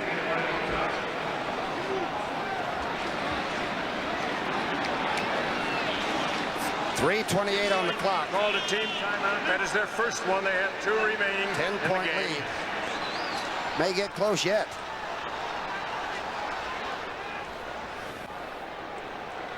Monty Clark's got to get the offense going. Coleman's going to punt on 4th and 15. Robbie Martin accepting it, but the Lions with 3:28 left and 2 timeouts, they've got to get 7 points on this possession. see what they're doing, trying to block a punt. Coleman's looking around to see where they're all going to be coming from.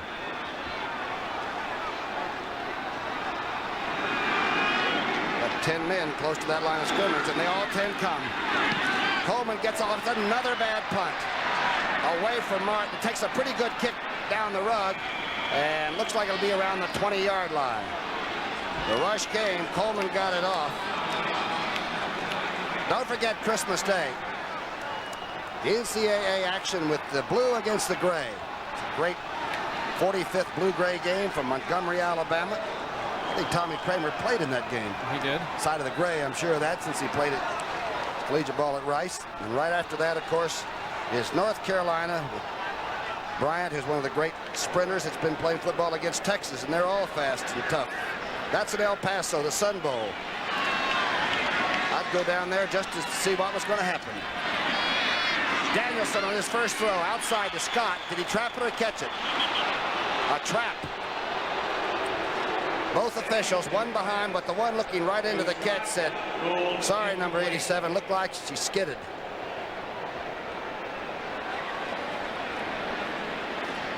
Scott runs pretty good patterns, doesn't he? Yes, he does. Very dependable receiver.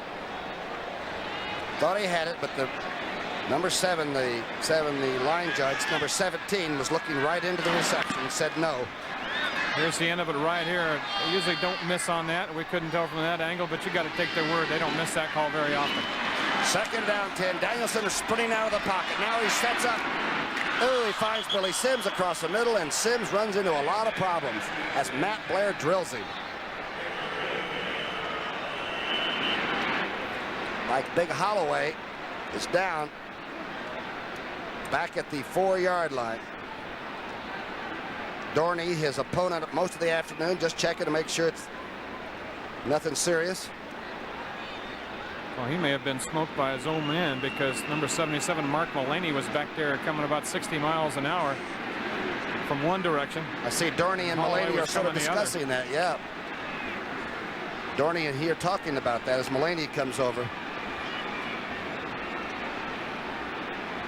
Those big bodies start laying out, trying for sacks and all that, and it's amazing that they're not more injuries, I guess. Detroit is 1 of 10 on third down conversions. Hey, look, big fella looks like he's going to be all right. Andy Holloway, yeah, he's walking it off a little bit, and they're letting him, so it's not going to be too serious. 3rd and 10 up the 20. There it is again.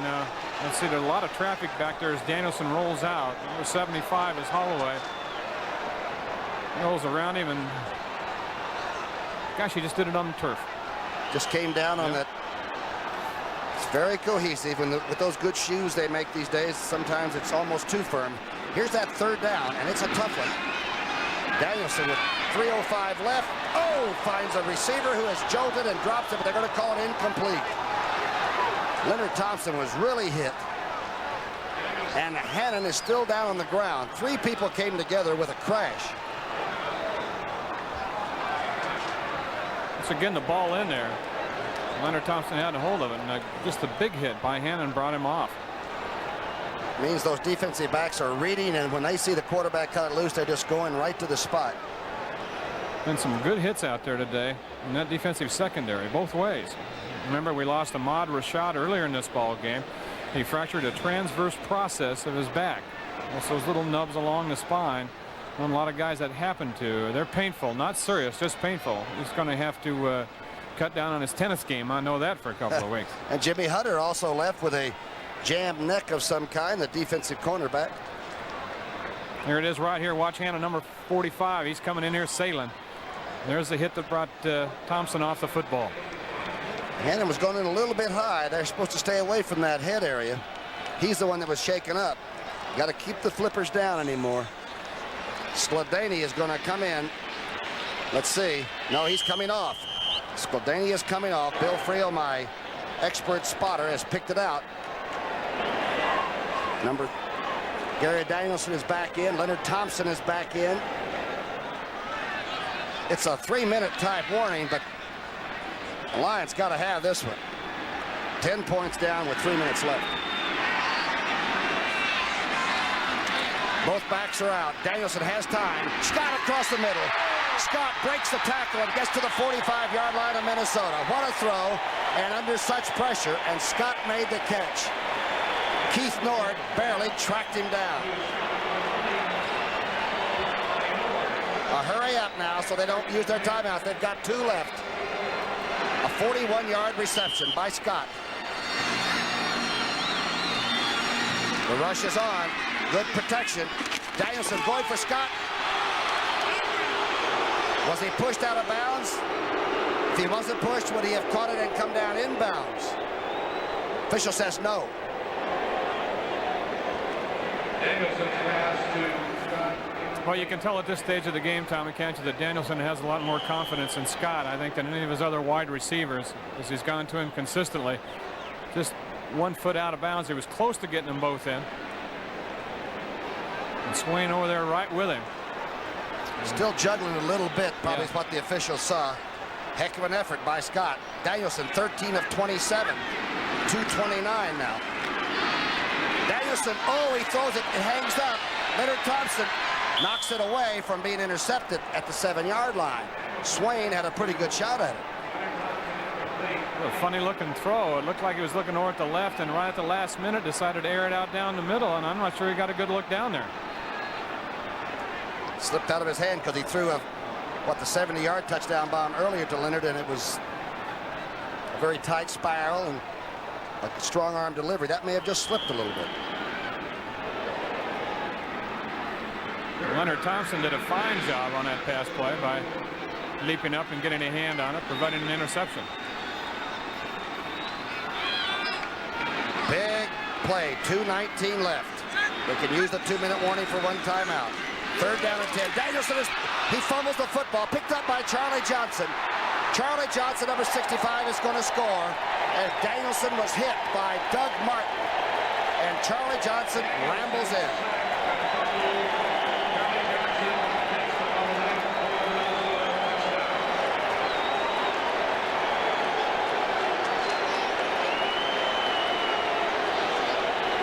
Johnson usually isn't in on passing situations.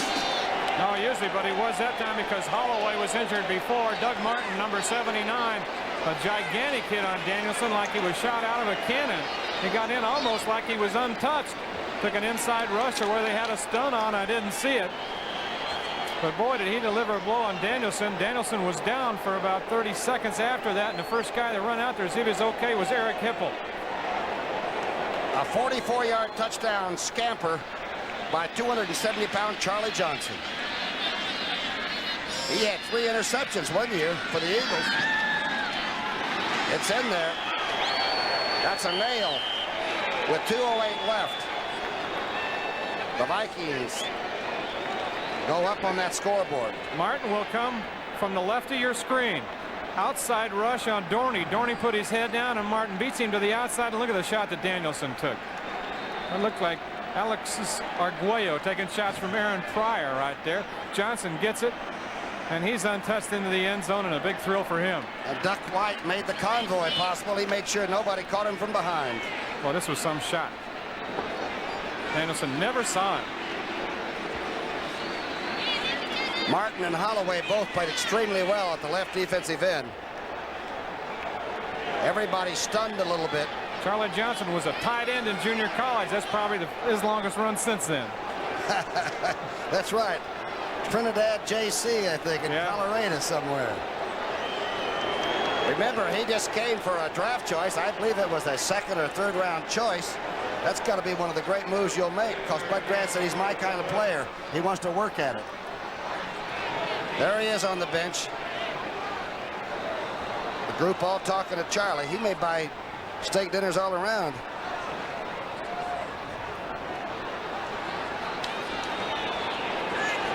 There's Duck White. They've been competing for that starting nose job, but nothing like a handshake between 2 scoring people. He's thinking about the good goose hunting that he's going to have. That's just another day at the office for him. It's another Super Bowl, and he'll go right back to the house. Everybody's leaving. They're going to the parking lot. The Lions have given it a shot. The Vikings just been too much. Good return, good coverage by number 49 as King is pulled down. That's Keith Nord, who's doing a heck of a job on those special teams. Used to be a starting secondary man. There's the numbers. 34-17 with 2 minutes left. It was close some of the way. Vikings have opened it up. Now Wayne Walker, that defensive line has done some job. 7 sacks of Danielson. Not only 7 sacks on Gary, but Detroit's had several offensive holding calls, so they have been the dominant factor in this ball game today. Coming in, a lot of people thought it would be the Silver Rush, but it wasn't. It was the rebirth of the Purple People Eaters over on the other side. Sims with 21 yards on 17 carries. Here's a pass to Hill for short yardage and out of bounds. 1:54 left. 2 timeouts still on the Lions side of the ledger. They will be perhaps 3 and 4 unless something comes, out of an orange-colored sky and strikes us all. They got Baldishweiler in there who used to start at the left tackle spot until he lost his job a week ago. After Danielson got hurt, they yanked Dorney and put in Baldishweiler at right tackle. Sometimes wonder if perhaps there's an injury that he tried to play with part of the game. It happens. Danielson stayed in there trying for Scott. There was so much traffic through there. Looked like rush hour in Manhattan. You got to give number 16 some credit from being on his feet and still out there playing after taking that shot that Martin laid on him. Danielson, we had dinner with him the other night, Tom. I don't like to talk much about those kinds of things, but you got a chance to meet him, and he's just a real nice guy. Sure is. And a quarterback these days with the focus of attention that people like you and I put on him and all, everybody knows him, and you can't hide on Monday or Tuesday or any time. Danielson dumps it off. Good pass. Dexter Bussey making the reception into Viking territory. Good scramble job. Detroit's rushed for a total of 34 yards today.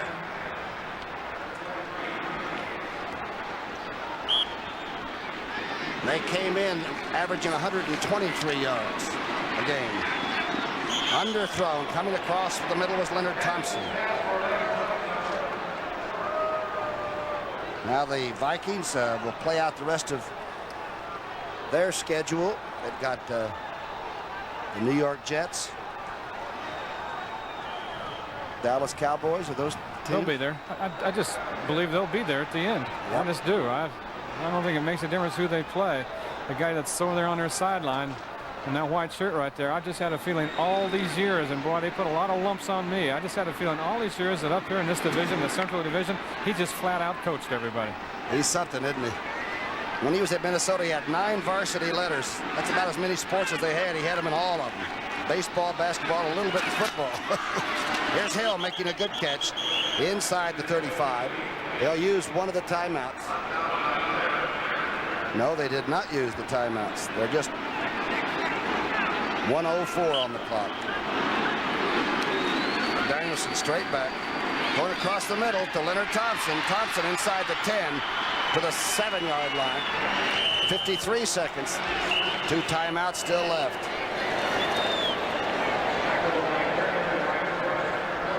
There's one of them. 1 timeout left for Detroit. Don't forget next week. It all starts with the studio back in New York. They light it up and let you know what's going on with Brandon Irv and Jimmy the Greek and Phyllis. Boy, does she look great these days. That's the NFL today. Detroit at Tampa Bay. Don't get me in trouble, Walker. Green Bay at Atlanta. And the second part of that, of course, we shift to Chicago at the Los Angeles Rams. And the Eagles go against the Cowboys. 2 traditional rivals, I guess. Most of the people are gone. We did have 50 some odd thousand people here today. 73,000, pardon me, and 58 were here. Being a head coach is no easy job in this league either, is it, as Joe Schmidt told you?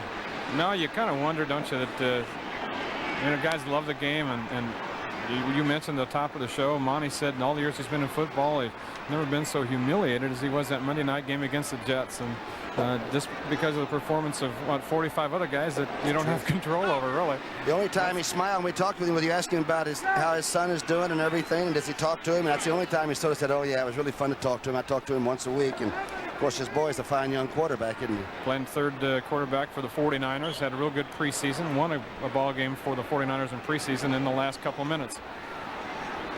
The strike sort of hurt everybody. Some teams were perhaps more vocal than others or more high profile.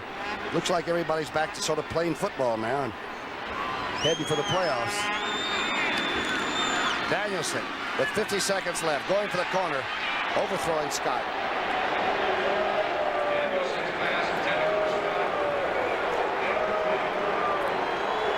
I just saw a sign over there that said Georgia Bulldogs #1 and the U.S. Army. They're the people that do more before 9 o'clock than most people do in the whole day, right? Exactly. The fans are involved again. That's important, too. Remember Bud Grant was sort of worried about that the people wouldn't maybe come back with that enthusiasm?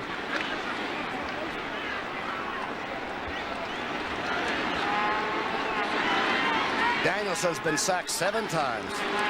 Still in there. Throws it for Hill, I believe, down about the 1.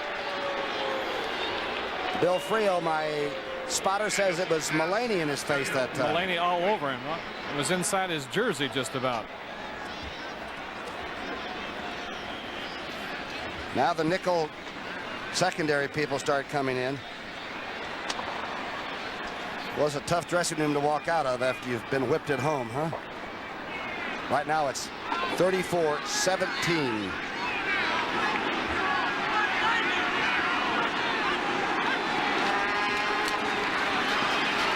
Danielson touchdown. Horace King making the catch, swinging out of the backfield.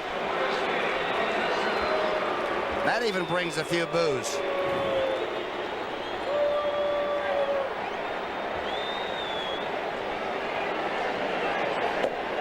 Not too many people around to see that last score by the Lions.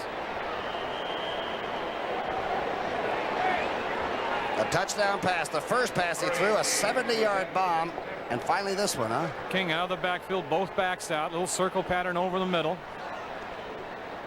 And Danielson on the money with it. We're going to see an extra point and an onside kick. Murray's kick is good. The kick is good. Back to 10 points. 34-24. And the onside kick. Now Murray, does he practice the one where he kicks it and recovers his own like the Raiders did against the Rams? Saw that in the game yesterday. We saw him practicing about 3 different types of onside kicks. Squib it both ways and then just kind of drag bunt it up the middle. You really feel sorry for coaches when that's the pivotal thing, like Malavasi yesterday. Looked like he had a 1 with his field goal and everything. Then the Raiders came back with the other length of the field anyway and put it away. Well, we had a pretty good second half considering the score at halftime on this one, 24-7. The Lions made a fairly good comeback, but you could just see it all go flat, couldn't you, for them when Jarvis Redwine ran that kickoff back. You know, Bud Grant was saying something I thought was interesting, but he said there are no super teams anymore, that everybody is playing at a pretty high level, and you don't know really how it's going to turn out whether you're playing anybody. We should have brought that out earlier. He said you just don't have the physical advantage over people that that you used to have, and I know he was talking about those Carl Eller, Alan Page, Jim Marshall days. He said all the teams are so close right now that it's tougher to coach. It's a tougher coaching job. He stays pretty steady, though, you know. I guess you have to be in the business as long as he's been at it. It's like Landry. When it's over, it's over. Now, here what they've got. They're going to get a running, sprinting start at this one. This is one of their onside kicks. Oh, he got it. That's Martin. Can't advance it though. No, that's Robbie Martin. Can't advance it. All they can get is possession unless it's been touched by the receiving team, huh? That's the darndest thing I've ever seen. That's their sprinter's start. They worked that one to that side. They've got it to the other side in the drag bunt. Good kick here by Murray. The object is to get the ball bouncing over the top, and it'll take a high kick, and hopefully one of your guys will get it. And there it was, Robbie Martin, number 83, but they'll have to bring it back. Sort of sculled it like a 2-iron. You just close it down a little bit. There's Murray. He likes it. That Robbie Martin's a pretty good player, too. He gives you everything he's got. Look at that. All right. Pulled a string on it. That's a Brooks Johnson move there. 34 seconds left. And the score is 34-24. Danielson going deep. They're going for the alley-oop. 3-line receivers. He caught it. Leonard Thompson caught it at the 2-yard line. Leonard Thompson caught it at the 2.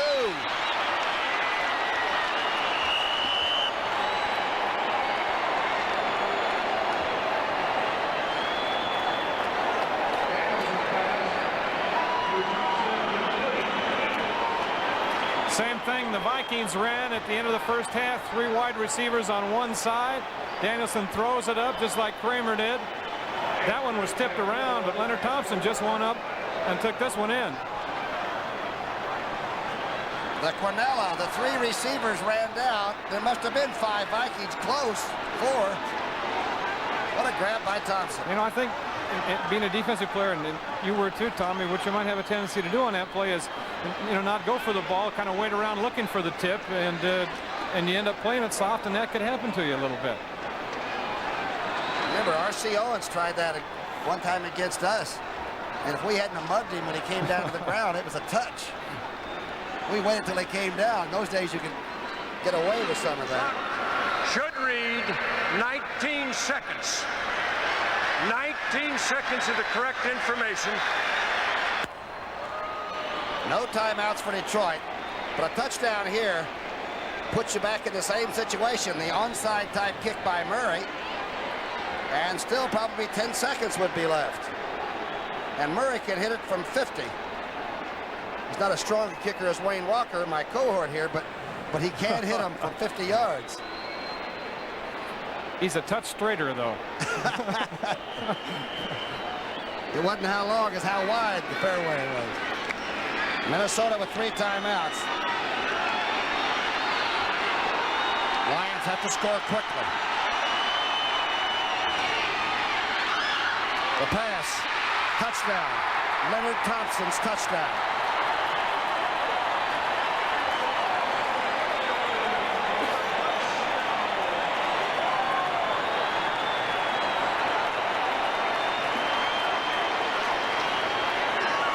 People who stayed, this is a bonus. Well, I know it, and you know what? There's really no way the Lions can win this ball game, Tom, but did you see number 20, Billy Sims, put the fake on that? He dove over the line again, just like he did on his previous touchdown, and there's a game right now that's down the tube for the Lions, and their highest paid player still doing that kind of stuff. Speaks well for him. The drive, 2 plays, 48 yards. The big one, the 46-yard jumping catch by Leonard. Look at the fake Sims puts on here out of the I formation like he's got it. He's over the top, takes 2 good shots, and then Danielson floats it out to a wide-open Thompson. Now, I saw Sparky Anderson, the Tigers manager. You better get his infield in here. This is going to be the craziest onside kick. How many ways can you do it? Well, I'll bet you they do it a different way. I wouldn't be surprised if they pulled that little drag bunt thing down the middle that worked yesterday in yesterday's ball game. Boy, am I glad this game is close like this now. And we've got a contest. 16 seconds, 3 points.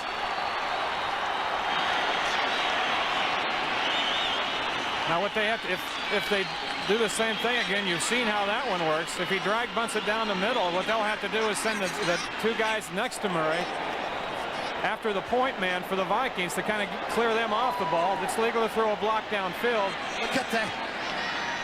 That's the craziest formation I've ever seen in football. So it looks like they'll probably go that way again with all the Vikings up there just 10 yards away.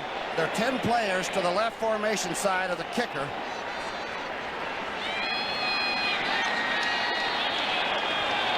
Would he kick it back this direction?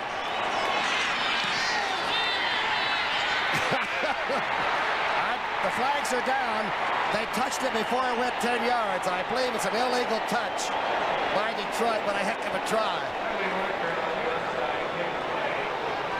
You ever seen so much ripping and fur flying in your life? There were some bodies flying around, that's for sure.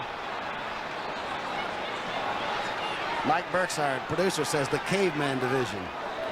Well, that's what I used to call it when we were playing all those games outdoors. You know, we couldn't play in here. It would be muddy. That'd have been a caveman game today if it had been played down at Tiger Stadium. Everybody would have been muddy. We wouldn't be able to tell who everyone was.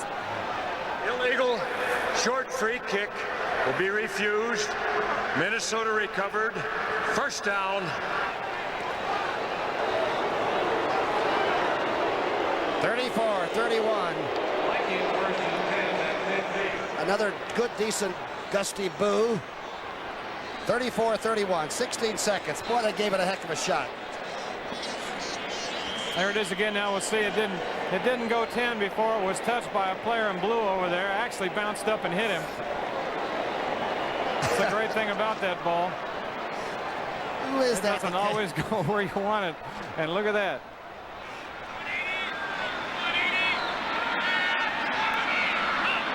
Just sit down on it. Remember, we saw the 49ers come out with a play-action pass out of one of these against St. Louis. That's going to be it. And it did turn out to be a battle, didn't it? And those injuries are not serious to Jimmy Hunter or to Ahmad Rashad, we're told, which is really probably the biggest and best news. And the Vikings have gone 4 wins and 3 losses. And darn if they don't just hang in there with the best. Detroit goes 3-4. Still with a chance, but much dimmer than they once were. Executive producer has been Terry O'Neill. Senior producer Charles H. Milton III. Produced by Michael Burks. Thanks for dinner on Friday night, Michael. Directed by Peter Bleckner. Done his usual great job of picking out the people and the action. Bob Matina, Lance Barrow, who we've given the job of organizing buffets on the road and driving our cars to airports, and all the people that have made it so great. And I'll tell you, this turned out to be a heck of a contest. The first big pass of the game was the 80-yard bomb to Thompson, and he came back and got another great catch. So Leonard Thompson is back. Don't forget, scores and highlights back in New York City. Brett and Irv got the studio lit up. So let's go to New York right now.